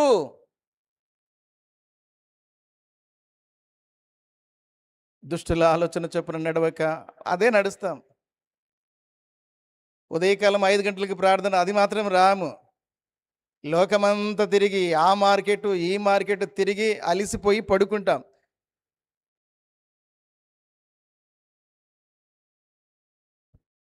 భార్య వస్తే భర్త రాడు, భర్త వస్తే భార్య రాదు, ఇద్దరు వస్తే పిల్లలు రారు. ఇలా అడిగితే ఉన్నది పోతుంది. సేమ్ ఉందా ఈ పరిశుద్ధత? ప్రభు అడుగుతున్నాడు ఈరోజు. వెరీ నెక్స్ట్ మనం ఏం చూసామంటే సమాధాన పరుచువారు లేక సమాధాన పడేవారు. ఏ స్థితిలో మనం ఉన్నాం? మన వలన సమాధానమా? సమాధాన పడేవారిగా ఉన్నామా? ఇంకా కక్షలు, అసూయలు, కలతలు పెట్టుకొని ఎందుకండి? ఏ క్షణమో ఏ గడియో మనకు తెలియదు కదా.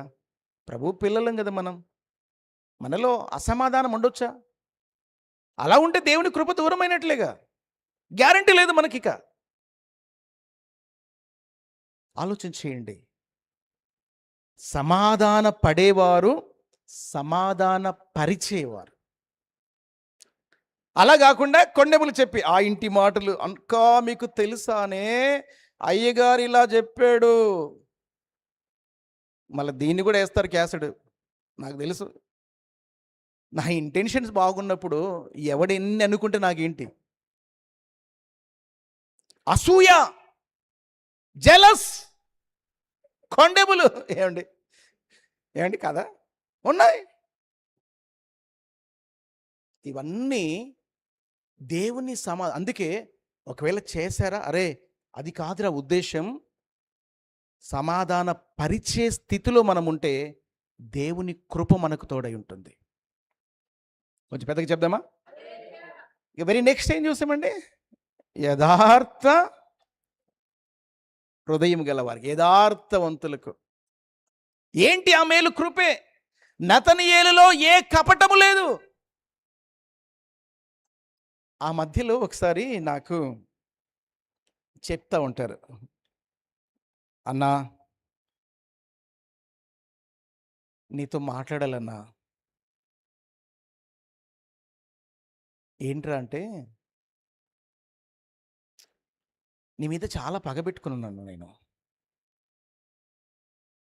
ఒరే నాతోనే ఉండవు కదరా నీవు, అందరికీ కొనిచ్చావు, నాకెందుకు ఐస్ క్రీమ్ కొనివ్వలే? నా స్టూడెంట్ ఒకడు అలాగనే పగబెట్టుకున్నాడు అసలు. వాడు మహబూబ్ నగర్, ఓల్డ్ మహబూబ్ నగర్లో ఉంటాడు వాడు. అన్నా నాకు అప్పుడు కొనియలే, ఇప్పుడు కొనిస్తావా లేదా? ఒరే ఎన్ని సంవత్సరాలు రా, ఇన్ని సంవత్సరాలు నీ మనసులో పగ అలా మెదిలిపోయిందా? తట్టుకోలేక ఒక మాట యథార్థంగా చెప్పేయి. బాగుంటే బాగున్నానని చెప్పు, బాగలేకపోతే బాగలేనని చెప్పు. ఉప్పు ఎక్కువ ఉంటే ఉప్పు ఎక్కువ ఉందని చెప్పు, ఉప్పు తక్కువ ఉంటే తక్కువ ఉందని చెప్పు. పాత నిబంధనలో ప్రమాణాలు చేసేవారు, ఒట్టు పెట్టుకునేవాళ్ళు. ఇప్పుడు అక్కర్లా, నీ మాట అవునంటే అవును, కాదంటే కాదు, అంతే. ప్రభు ఏమంటున్నాడు నతనీయుల గురించి? ఇతనిలో ఏ కపటం లేదు. చెప్పగలడా ప్రభు మనల్ని చూసి? మీరు బైబిల్ గ్రంథంలో మళ్ళీ నతనీయుల గురించి ఎక్కడ కనబడదండి మనకు. ఒకే సందర్భంలో మనం చూస్తాం ఆయన గురించి. వన్ టైం ఇలా మెరుపు తీగలగా వచ్చి వెళ్ళిపోయాడు. ఒక్కసారి చూస్తేనే ఆయన్ని గురించి ప్రభు చెప్పాడు, ఇతనిలో ఏ కపటము లేదన్నాడు. మనల్ని రోజు చూస్తున్నాడు ప్రభువా. ప్రభు చూడట్లేదా? రోజు కనబడుతున్నాడు, రోజు చూస్తూనే ఉన్నాడు. మన ముఖాలు చూసి చూసి కనీసం ఇంతసేపు అయినా ప్రభు, అయ్యా నీవు నా కుమార్తె, నా బిడ్డ, ఏ కపటము లేదు చెప్పగలడా? విలియమ్స్ పైకి వెళ్ళిపోన్నా, సండే స్కూల్కి వెళ్ళిపో. వాళ్ళకి హెల్ప్ చేయడమా వాలంటీర్స్?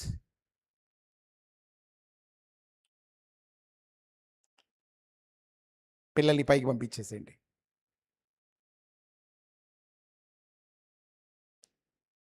యథార్థంగా ప్రభు అడుగుతున్నాడు. ఇంకా వెరీ లాస్ట్ నేను చెప్పి ప్రార్థన చేస్తుంది దేవుని బిడ్డలారా. ద్వితీయోపదేశకాండం తీసుకోండి, 7వ అధ్యాయం 9వ వచనం చదవండి. డ్యూటరానమీ చాప్టర్ 7:9 అండి. ద్వితీయోపదేశకాండము 7వ అధ్యాయం 9వ వచనం. నీ దేవుడైన యెహోవా, నీ దేవుడైన యెహోవా తానే దేవుడనియు, తనను ప్రేమించిన తన ఆజ్ఞలను అనుసరించి నడుచుకుని వారికి తన నిబంధనను స్థిరపరచువాడును, 1000 తరముల వరకు కృప చూపువాడును. విన్నారా? ఆగడి తెల్లగడ వెరీ నెక్స్ట్ టైం చూస్తున్నామంటే, దేవుణ్ణి ప్రేమించే వారికి, ఆయన ఆజ్ఞలకు విధేయులై బ్రతికే వారికి దేవుని కృప ఎప్పటి వరకు అండి? 1000 తరములు. ఎన్ని తరములు చూస్తారు? ఈ మధ్యలో మా బైబిల్ స్టడీలో ఇదే టాపిక్ మీద మాట్లాడుతున్నాం అప్పుడప్పుడు.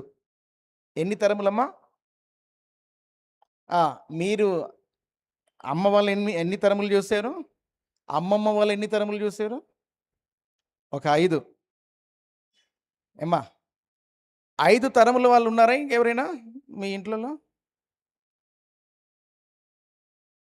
పాస్టర్ గారు అంత పెద్ద మాట ఎందుకు? కనీసం ఒక 3 తరాలు, 2 తరాలు చూసే భాగ్యమా మనది? 2 తరాలంటే మన పిల్లల పిల్లలకి, మన పిల్లలు ఒక తరం అయితే వారికి పుట్టబోయే పిల్లలకు 2వ తరం. ఆ 2వ తరం వచ్చేసరికి ఎంతమంది ఉంటారు? 3వ తరానికి, 4వ తరానికి. నువ్వు దేవుణ్ణి ప్రేమించడం ప్రారంభిస్తే దేవుని మాటకు విధేయుడిగా లోబడడం నీ జీవితాన్ని స్టార్ట్ చేస్తే 1000 తరముల వరకు దేవుని కృప నిన్ను వెంటాడుతూ ఉంటుంది. గట్టిగా స్తోత్రం చెప్దామా. ఈ ఉదయకాలం దేవుని బిడ్డలమైన మన జీవితాలలో నేను ముగించేస్తున్నాను. కృప తరచుగా మాట్లాడే మాట మన ప్రార్థనలలో, మన పాటలలో, మన జీవితములలో కృప కృప. ఈ మధ్యలో ఆ మధ్యకాలంలో ఒక పాట విన్నాను. ఏం పాట అది? నీ కృపలే నీ క్షణము, నీ దయలే నీ క్షణము, నేను ఊహించ. నిజమేనా? ఆయన కృప లేకుండా మరి ఆ కృప, జనరల్ గ్రేస్ అనేది ఒకటి ఉంది. అంటే సాధారణమైన కృప మంచివారి మీదను చెడ్డవారి మీదను ఈ భూమి మీద ఉన్న మనుషులందరి మీద ఒక కృప ఉంది. సూర్యుడు ఉదయించడం ఆపట్లేదు, వర్షం రావడం ఆపట్లేదు. ఇవన్నీ తరచుగా దీన్ని ఏమన్నారంటే జనరల్ గ్రేస్, కామన్ కృప, సాధారణమైన కృప. కానీ స్పెసిఫిక్ గ్రేస్, ప్రత్యేకమైన కృప ఏదైతే ఉందో అది అందరికీ కాదు. అమ్మ జాగ్రత్తగా విన, అది అందరికీ కాదు, అది ప్రత్యేకించబడిన వారికి. ఎవరికి అన్నప్పుడు మనము చూసిన మొదటి విషయం, దీనులకు, అహంకారులను ఎదిరించి, అహం ప్లస్ కారం అంటే నేనే అనే తత్వం పక్కన పెట్టి ఆత్మీయ దరిద్రతను గుర్తించి పౌలు మహాశయుడు చెప్పిన రీతిగా అపోస్తులలో తక్కువ వాడను, పరిశుద్ధులలో అత్యల్పుడను, పాపులలో ప్రధానుడను, ప్రధాన పాపినని ఎంత హంబులుగా ఆయన జీవించాడో ఆయన కృప ఆయన వెంటాడుతూ ఉంది.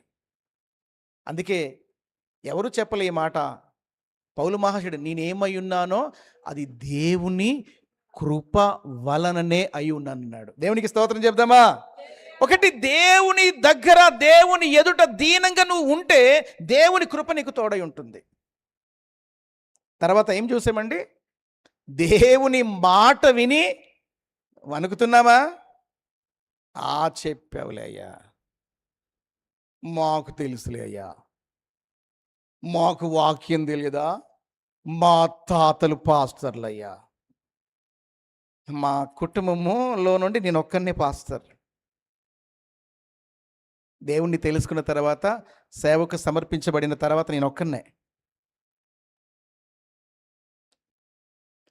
కొన్నిసార్లు మనకి ఏంటంటే ఆత్మీయంగా గర్వం, మాకు తెలుసులేవయ్యా, మేము ఈ 30 నువ్వు పుట్టలేదురా బాబు. స్తోత్రం. ఒకసారి ఇంటి ఓపెనింగ్ కొరకు నేను 200 కిలోమీటర్లు ప్రయాణం చేసి వెళ్ళాను. ఈ మాట వినండి జాగ్రత్తగా. గుమ్మాలు నిలబెట్టే కార్యక్రమం. ఈలోగా వాక్యం చెప్పి ప్రార్థన చేసి గుమ్మాలు నిలబెట్టే ఆ సిద్ధపాటులో ప్రార్థనలో మేము ఉన్నాం, వాక్యం ప్రకటిస్తూనే ఉన్నాం. ఈలోగా పెద్దవాళ్ళు అంటారు కదా, అప్పుడప్పుడు అంటారు, మీరు కూడా అంటారు, అన్నా పెద్దవాళ్ళు చేయకపోతే ఏమంటారు అన్నా, మంగళవారం నల్లతాళ్ళు, నల్లకోళ్ళు, గీతలు వాళ్ళు ఏమనుకుంటారా అన్నా అని. మీరు కాదులేండి, నేను వెళ్ళిన చోట ఇలా అనుకొని వాళ్ళు చిన్న చిన్న బంగారము నవధాన్యాలన్నీ కూడా ఒక కొత్త క్లాత్లో పెట్టి పసుపు పెట్టి కట్టి దేనికి నాకు కనబడకుండా గుమ్మానికి కట్టారు. మనం ఊరికే ఉంటామా? సేవకు పిలువబడిన తర్వాత 360 డిగ్రీలు చూస్తా నేను. ఆ వెనక దీపిక ఏం చేస్తుంది, ఈయన ఏం చదువుకుంటున్నాడా, ఆనంద్ లైవ్ స్ట్రీమింగ్ కరెక్ట్ చేస్తున్నాడా, నేను చూస్తానా, నన్ను అనుకుంటున్నావేమో.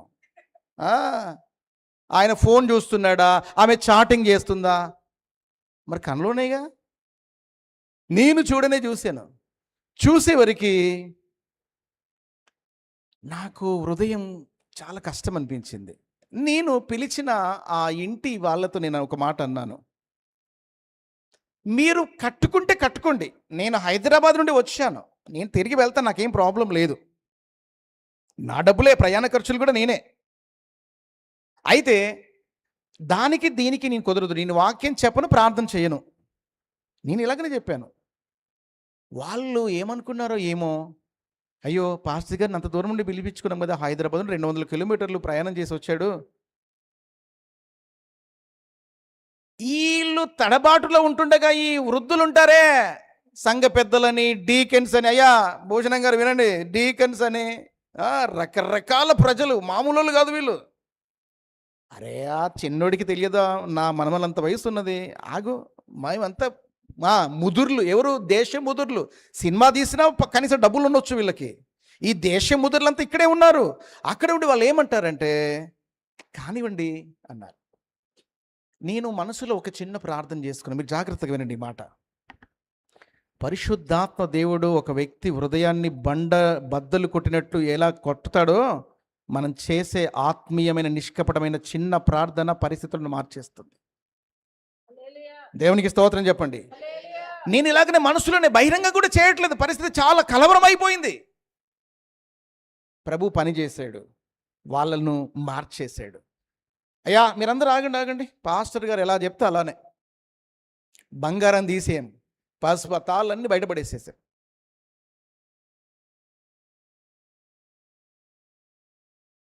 ప్రార్థన పూర్వకంగా నాకు ఇప్పటికీ నేను ఆ సంఘటన మర్చిపోలేను. ఉందా యథార్థత?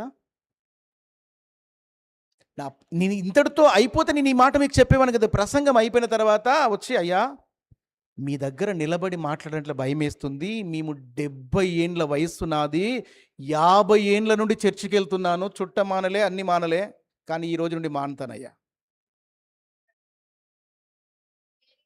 కొంచెం పెద్దగా. దేవుని ఆత్మకార్యాలు, ఆ మాట వింటున్న భయం ఉందా?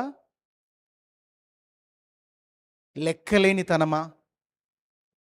బైబిల్ స్పష్టంగా తెలియజేస్తుంది, ఎవడు నా మాట విని దీనుడై నలిగిన హృదయము కలిగి వణుకుతూ ఉన్నాడో. రాజమని ఎవరండి? దేవునికి భయపడేవాడు, దేవునితో మనుషులతో సమాధానాన్ని సమకూర్చుకున్నవాడు. ఈనాడు ఇలాంటి సాక్ష్యాలు మనం కలిగి బ్రతకాలి దేవుని బిడ్డలారా. వెరీ నెక్స్ట్ ఏం చూసాం? పరిశుద్ధ జీవితం. సంసోన్ ఏంటి? ఒంట్లో ఏమో బలం, కంట్లో ఏమో బలహీనత. ఎక్కడ అమ్మాయి కనబడితే అక్కడ ఆగిపోయేవాడు. మీకు జ్ఞాపకం పెట్టుకుని, ఈ మధ్యలో ఇన్స్టాగ్రామ్ అని, నేను అసలు వీడియోలు అప్లోడ్ చేస్తూ ఉంటే అది వస్తూనే ఉంటుంది యాడ్స్. అది క్యాన్సిల్ చేస్తే ఇది అప్లోడ్ కాదు. ఆ బాధలు మామూలు కావు. ఇక అమ్మాయిలు జాగ్రత్త వినండి. సోషల్ మీడియా నీ జీవితాన్ని ఎంత పవిత్రంగా నువ్వు కాపాడుకోగలుగుతున్నావో దేవుడు ఈరోజు నీతో మాట్లాడుతున్నాడు. పరిశుద్ధత దృష్టి మరలుస్తున్నావా? అక్కడే ఆగకుండా చూస్తున్నావా? బయట సంసార జీవితాల గురించి, అంటే తెలుగులో మీకు చెప్తున్నా, అది ఇంగ్లీష్లో చెప్తే బాగుంటుంది కాబట్టి, బయట పాశ్చాత్య దేశాలలో స్పెషల్ క్లాసెస్ ఉంటాయి, కానీ ఇప్పుడు ఏ క్లాస్ అక్కర్లేదు, ఇదొక్కటి ఉంటే చాలు. మా కూతురు వెళ్ళి కాలేజీలో లెక్చరర్లు, ప్రొఫెసర్స్ నోట్బుక్స్ లేకుండా, టెక్స్ట్ బుక్స్ లేకుండా యూట్యూబ్లో, వాళ్ళు కూడా వింటారు, వాళ్ళు కూడా మన ఫాలోయింగ్లోనే ఉన్నారు, వినాలనే చెప్తున్నాను.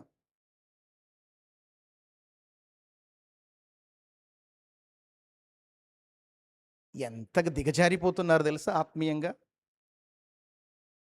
ఆలోచన చేయండి.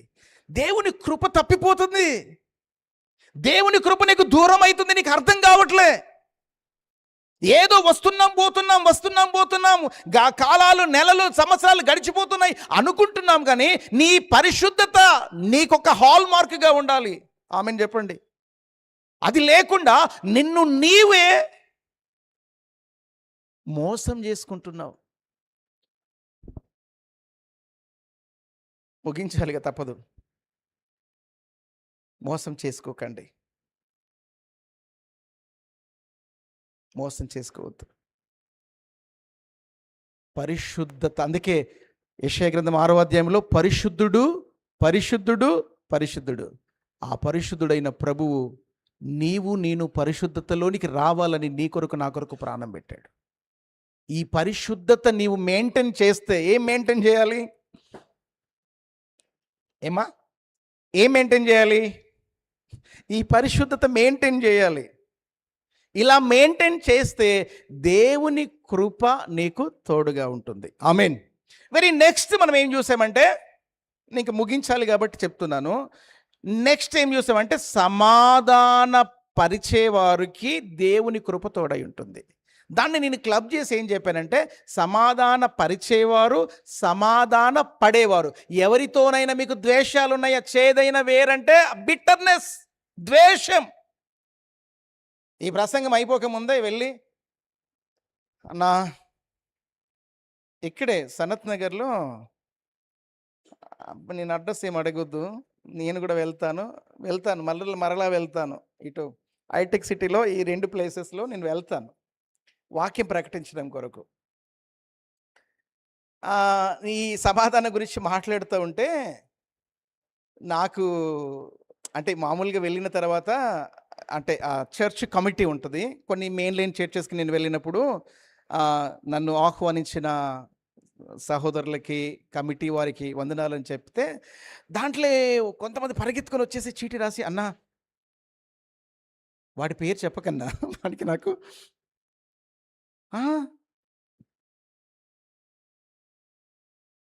ఆశ్చర్యం వేసింది. నేను చాలా మదనపడుతూ, కలవరపడుతూ, ఒకవైపు ప్రార్థన చేస్తూ వాక్యం ప్రకటించాను. కొంతకాలం తర్వాత దేవుడు చేసిన కార్యాలు, దేవుని బిడ్డలారా, వారిద్దరు కలిసి మా ఇద్దరి మధ్య సమాధానాన్ని స్థాపించడానికి దేవుడి వారధిగా మీరు వచ్చారు. దేవునికి స్తోత్రం. గట్టిగా చెప్పడానికి దేవునికి స్తోత్రం చెల్లిద్దామా? వాక్యము మనిషిని సమాధాన పరుస్తుంది. దేవుని బిడ్డలారా, వాక్యము మనిషిని సమాధాన పరుస్తుంది. ఇప్పుడు నువ్వు ఏ స్థితిలో ఉన్నావు? సమాధాన పరిచేవారా, సమాధాన పడే స్థితిలోనే ఉన్నావా? ఇంకా పడే స్థితి మొదటిది, పరిచేది నీకు ఇంకా దాంట్లో స్కూలింగ్ అయిపోయి కాలేజీలో అడుగు పెడతావు. ఇంకా సమాధాన పడడం కాదు, నువ్వు సమాధానము లేని వారికి సమాధానాన్ని కలగజేసే వ్యక్తిగా నీవు ఉండాలి. దేవుని బిడ్డలారా, ఇక వెరీ నెక్స్ట్ మనం ఏం చూసామంటే, అలా ఉంటే దేవుని కృప నీకు తోడై ఉంటుంది. యథార్థంగా బ్రతికితే చాలు. అన్ని విషయములలో, నేను కొన్ని విషయాలు చెప్పట్లేదు, కొన్ని విషయాలలో మాత్రమే యథార్థంగా ఉండి, మిగతా విషయాలలో కాదు. ట్రాఫిక్లో యథార్థంగా ఉండి, ఇంటిలో అపనమ్మకంగా కపటంగా ఉంటే కాదు. అన్ని విషయములలో యథార్థంగా నీవు ఉండడం, తద్వారా దేవుని కృప. చాలా ఎగ్జాంపుల్స్ బైబిల్ గ్రంథంలో చాలా ఉన్నాయి. అననీయ, సప్ఫీరాలు యథార్థంగా లేరు, యోసేపు యథార్థంగా ఉన్నాడు. మీరు ఆ కంపారిజన్ చూడండి, ఒకవేళ పోల్చి చూసుకోగలిగితే చాలా చాలా మార్పులు ఉంటాయి. దేవుని బిడ్డలారా, ఈరోజు నీ యథార్థత, నతనీయేలు గురించి ఈ పేరు మర్చిపోదు. ఎవరండి ఆయన? నతనీయేలు కపటము లేనివాడు. చూసుకోండి, మీ హృదయాలలో తొంగి చూసుకోండి, మీ వ్యక్తిగత జీవితాలలో. అలా ఉంటే దేవుని కృప మీకు తోడై ఉంటుంది. చివరిగా ఏం చూసామండి? దేవుణ్ణి ప్రేమించి ఆయన ఆజ్ఞలకు విధేయత చూపించి. దేవుణ్ణి ప్రేమిస్తున్నావంటే ఇవ్వలేకుండా ప్రేమించలేం. ప్రేమ లేకుంటే ఇవ్వగలమేమో కానీ ఇవ్వలేకుండా ప్రేమించలేం. ప్రేమ అంటే ఇవ్వడమే. నీ సమయాన్ని దేవునికి ఇవ్వాలి, నీ బలాన్ని దేవునికి ఇవ్వాలి. ఇక ఇతరాత్రం అన్నీ ఆన్లైన్లో చెప్పేదేం కాదు, ఆఫ్లైన్లో కూడా చెప్పేదేం కాదు, అన్నీ మీకు తెలుసుగా. ఎంతమంది క్రైస్తవులు? అరే చెప్పండి మా, ఎంతమంది క్రైస్తవులు? బైబిల్ అయినా చెప్పవచ్చు. అరే నోరు తెరిచిన చెప్పండి మా. మీకు తెలుసు కదా క్రైస్తవులు అంటే ఏమి ఇవ్వాలో మీకు తెలుసు, ఎలా ఇవ్వాలో మీకు తెలుసు. మీ సమయాన్ని, ప్రెషస్ టైం. అందుకే మా ప్రియులకు నిన్న మాట్లాడిన మాటకు అసలు ఈరోజు ఎంత సంతోషమైందో నాకు. అసలు అన్ని పనులు ముగించుకొని చక్కగా వచ్చి కూర్చున్నారు కుటుంబంతో. దేవుడు మిమ్మల్ని దీవించును గాక. విత్తనం వేస్తే రావాలి, లేదంటే దాన్ని పెరికేసి ఇంకొకటైనా పెట్టాలి. ఇది దేవుని సిస్టమ్. స్తోత్రం, హల్లెలూయా. కాబట్టి యథార్థంగా అన్ని విషయాలలో నమ్మకంగా ఏ పని అప్పగించినా శక్తి లోపం లేకుండా నమ్మకంగా మీరు ఉన్నట్లయితే మీ నమ్మకత్వాన్ని, మీ యథార్థతను బట్టి ఆయన మేలు చేసేవాడు. మేలు చేయక నీవు ఉండలేవయ్యా. ఎప్పుడు మా చల్లబడిపోయారా? మీ అందరికీ మంచి టీ ఉంది, మీరు వెళ్ళి మధ్యలో బ్రేక్ తీసుకుని కూడా తాగొచ్చు, కంగారేమి లేదు. మేలు చేసేవాడు ఆయన. ఎవరికి? యథార్థ హృదయులకు మేలు చేసేవాడు. ప్రైజ్ ది లార్డ్, హల్లెలూయా. వెరీ లాస్ట్ అండ్ ఫైనల్ ఏంటంట, దేవుణ్ణి ప్రేమించి ఆయన మాటలకు విధేయత చూపించి నీ బ్రతుకును కొనసాగిస్తే నీవే కాదు, నీ పిల్లలు, నీ పిల్లల పిల్లలకు 1000 తరముల వరకు దేవుని కృప నిలిచి ఉంటుంది. గట్టిగా స్తోత్రం చెప్దామా? ఇప్పుడు చెప్పండి, కృప అనే పదం అర్థమైందా లేదా? ఎక్కువగా మనం వాడతాం. ఒకటి జనరల్ గ్రేస్, అంటే సాధారణమైన కృప, అందరికీ దొరికేది. వాళ్ళకు సూర్యుడు ఉన్నాడు, మనకు సూర్యుడు ఉన్నాడు. ఆస్ట్రేలియా వాడికి, అమెరికా వాడికి సూర్యుడు ఉన్నాడు, మనకు సూర్యుడు ఉన్నాడు. వాళ్ళకు వర్షం వస్తుంది, మనకు వర్షం వస్తుంది. మీకు అర్థమవుతుంది కదా? ఇది భూమి మీద ఉన్న సకల జనులకు. కానీ స్పెసిఫిక్ గ్రేస్, ప్రత్యేకమైన కృప అందరికీ కాదు. ఈ మాట చెప్పండి ఏమ్మా, అందుకే పక్కన కూర్చోలే. ప్రత్యేకమైన కృప అందరికీ కాదు, కొందరికే. ఎవరికి?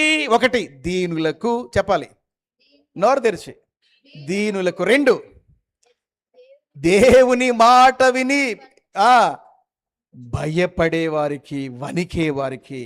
3, పరిశుద్ధ జీవితాన్ని జీవించే వారికి. 4, సమాధాన పడేవారికి, సమాధాన పరిచేవారికి దేవుని కృప సమృద్ధిగా ఉంటుంది. 5, అమ్మా యథార్థంగా. ఈ పక్కలను చూసి అడగండి. భూషణ గారు, తమ్ముడు యథార్థంగానే ఉన్నామని అడుగు. అమ్మా చెల్లెమ్మలు అడగండి, మీరు అడగండి. యథార్థంగానే ఉన్నారా? ఏం చెప్పారు? జవాబు ఏమొచ్చేసింది? ఏమండి, పక్కలను చూసి షేక్ ఇచ్చింది బ్రదర్. పక్కలను చూసి యథార్థంగానే ఉన్నావా, లేకపోతే ఇదే మిక్కిలి అనుకూలమైన సమయం చెప్పడం మీ బాధ్యత, అంతే. యథార్థంగా ఉంటే దేవునికి స్తోత్రం. Praise the lord. ఏ మేలు, ఇక నుండి ఈ మాట చెప్పండి నాతో పాటు, పక్క వాళ్ళు చేయబట్టుకోండి. యథార్థంగా బ్రతుకు, ఏ మేలు నీకు తక్కువ కాదు. చెప్పమా, అరే చెప్పమా అమ్మా, అయ్యా చెప్పండి. యథార్థంగా బ్రతుకు. ఆ బ్రదర్ అంటే మెరూన్ షర్ట్ నానా పక్కన చేయి పట్టుకొని, యథార్థంగా బ్రతుకు, ఏ మేలు దేవుడు తక్కువ చేయడు అన్నా చెప్పనా? యథార్థంగా వెనకనో ముందున కూర్చోవాలన్న సహోదరులు ఐక్యత కలిగి ఉండడం మంచిది కదా. దేవుడు తక్కువ చేసేవాడు కాదు. ఎప్పటి వరకు? 1000 తరముల వరకు. లేచి నిలబడదాం. 1000 తరముల వరకు ఆయన కృప చూపి నడిపించే దేవుడు మనకున్నాడు. మరి ఇప్పుడు నేనేమని ప్రార్థన చేయాలి? దేవుని కృప మీకు తోడై ఉండాలని చెప్పాలా? దేవుని కృప తోడై ఉండడానికి మీరు యథార్థంగా ఉండాలని చెప్పాలా? దీనంగా ఉండాలని మనం నిర్ణయం చేసుకుందాం. ఆయన కృపకు యోగ్యులముగా మనం మారడానికి దేవుని కృప పని చేయనట్లుగా. 1 నిమిషం ఎవరి వైపు చూడొద్దు, లేచి నిలబడదాం, చిన్న ప్రార్థన చేసుకుందాం. మీరు ఆలోచన చేయండి. ఇంకా ఒకవేళ దీనంగా లేకపోయి ఉంటే, ఈరోజు ప్రభు నీతో మాట్లాడుతూ ఉన్నాడు. ప్రభు నీకు సహాయం చేస్తాడు. అడుగు, ప్రభు నాకు సహాయం చేయమని అడుగు. తప్పకుండా నీ పక్షమున ప్రభు సహాయం చేస్తాడు. ఆయన ఎంతైనా నమ్మదగిన దేవుడు. తప్పకుండా ఆయన కృప నిన్ను విడిచిపెట్టి పోదు. ఆయన కృప నీకు పని చేస్తూ ఉంటుంది. తప్పకుండా దేవుడు నీకు సహాయం చేస్తాడు. అలాంటి పరిశుద్ధత, అలాంటి యథార్థత, అలాంటి జీవితాన్ని నువ్వు కలిగి ఉన్నట్లయితే దేవుని కృప నీకు తోడై ఉంటుంది. తప్పక ఆయన కృప నీకు తోడై ఉంటుంది.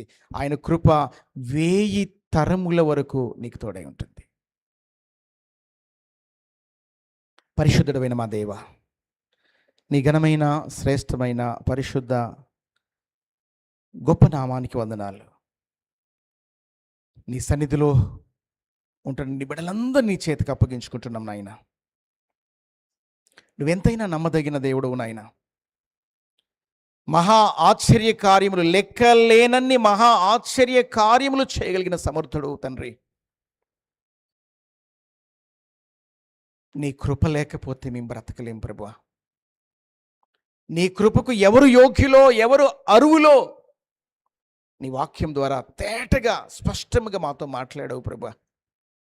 అట్టి జీవితాన్ని మేము కలిగి బ్రతుకుటకు మీరు సహాయం చేయమని, చేరువచ్చిన బిడ్డలందరినీ నీ కృపలో మీరు జ్ఞాపకపరచుకోనమని, దీవించి ఆశీర్వదించమని, అయినా నీ సమాధానం, నీ కృప, నీ క్షేమం బిడ్డలకు మీరు అనుగ్రహింపజేసి నీ రాజ్య విస్తరణ కొరకు, నీ రాజ్య వ్యాప్తి కొరకు, నీ వచ్చు వరకు మేము ఈ భూమి మీద నుండి పోయేంత వరకు నమ్మకముగా, దీనులముగా, నీ మాట విని భయపడేవారముగా, పరిశుద్ధ జీవితాన్ని జీవించేవారముగా, సమాధాన పడేవారముగా, సమాధాన పరిచేవారముగా, యథార్థమైన జీవితాన్ని జీవిస్తూ నిన్ను ప్రేమించి నీ ఆజ్ఞలకు లోబడి బ్రతికేవారిగా మమ్మల్ని సిద్ధపరుచుకోనమని, ఎంతమంది అయితే ఈ వాక్యము ద్వారా ఆ రీతిగా బ్రతకాలని తీర్మానించుకుంటున్నారో బిడ్డలందరినీ మీరు దీవించండి. ఖాళీగా వెళ్ళను పంపకుండా ప్రభువా, అయ్యా సమృద్ధితో, సకల ఆశీర్వాదములతో నీ కృప సమృద్ధిగా బిడ్డలకు మీరు అందించి తిరిగి ఆశీర్వదించి పంపించమని, నీ అపారమైన కాపుదల కృప బిడ్డలకు సమృద్ధిగా అయ్యా బిడ్డలకు అనుగ్రహింపచేయమని, మేము ఏమై ఉన్నామో కేవలం నీ కృప ద్వారా మాత్రమే, ఆ కృపకు మేము దూరంగా కాకుండానట్లు మా భక్తి జీవితములలో అరమరలేని, కపటము లేని నతనీయేలు వలె మేము బ్రతుకుటకు సహాయమును చేయమని, సమస్త ఘనత, మహిమ, ప్రభావములు మీకు తెలియజేస్తూ మమ్మల్ని మేము తగ్గించుకుంటూ నీ నామాన్ని హెచ్చిస్తూ దీవించి ఆశీర్వదించమని మా ప్రభువును రక్షకుడును యేసుక్రీస్తు వారి శ్రేష్టమైన నామములో స్తుతించి ప్రార్థిస్తున్నాము తండ్రి. ఆమేన్. పెద్దగా చెప్దామండి. ఆమేన్. దయచేసి మనందరం అలాగనే ఉందాం. ఈ చక్కటి సమయంలో దేవుడు మనల్ని దీవించి ఆశీర్వదించి ముందుకు నడిపించినట్లుగా దేవుని కొరకు మనం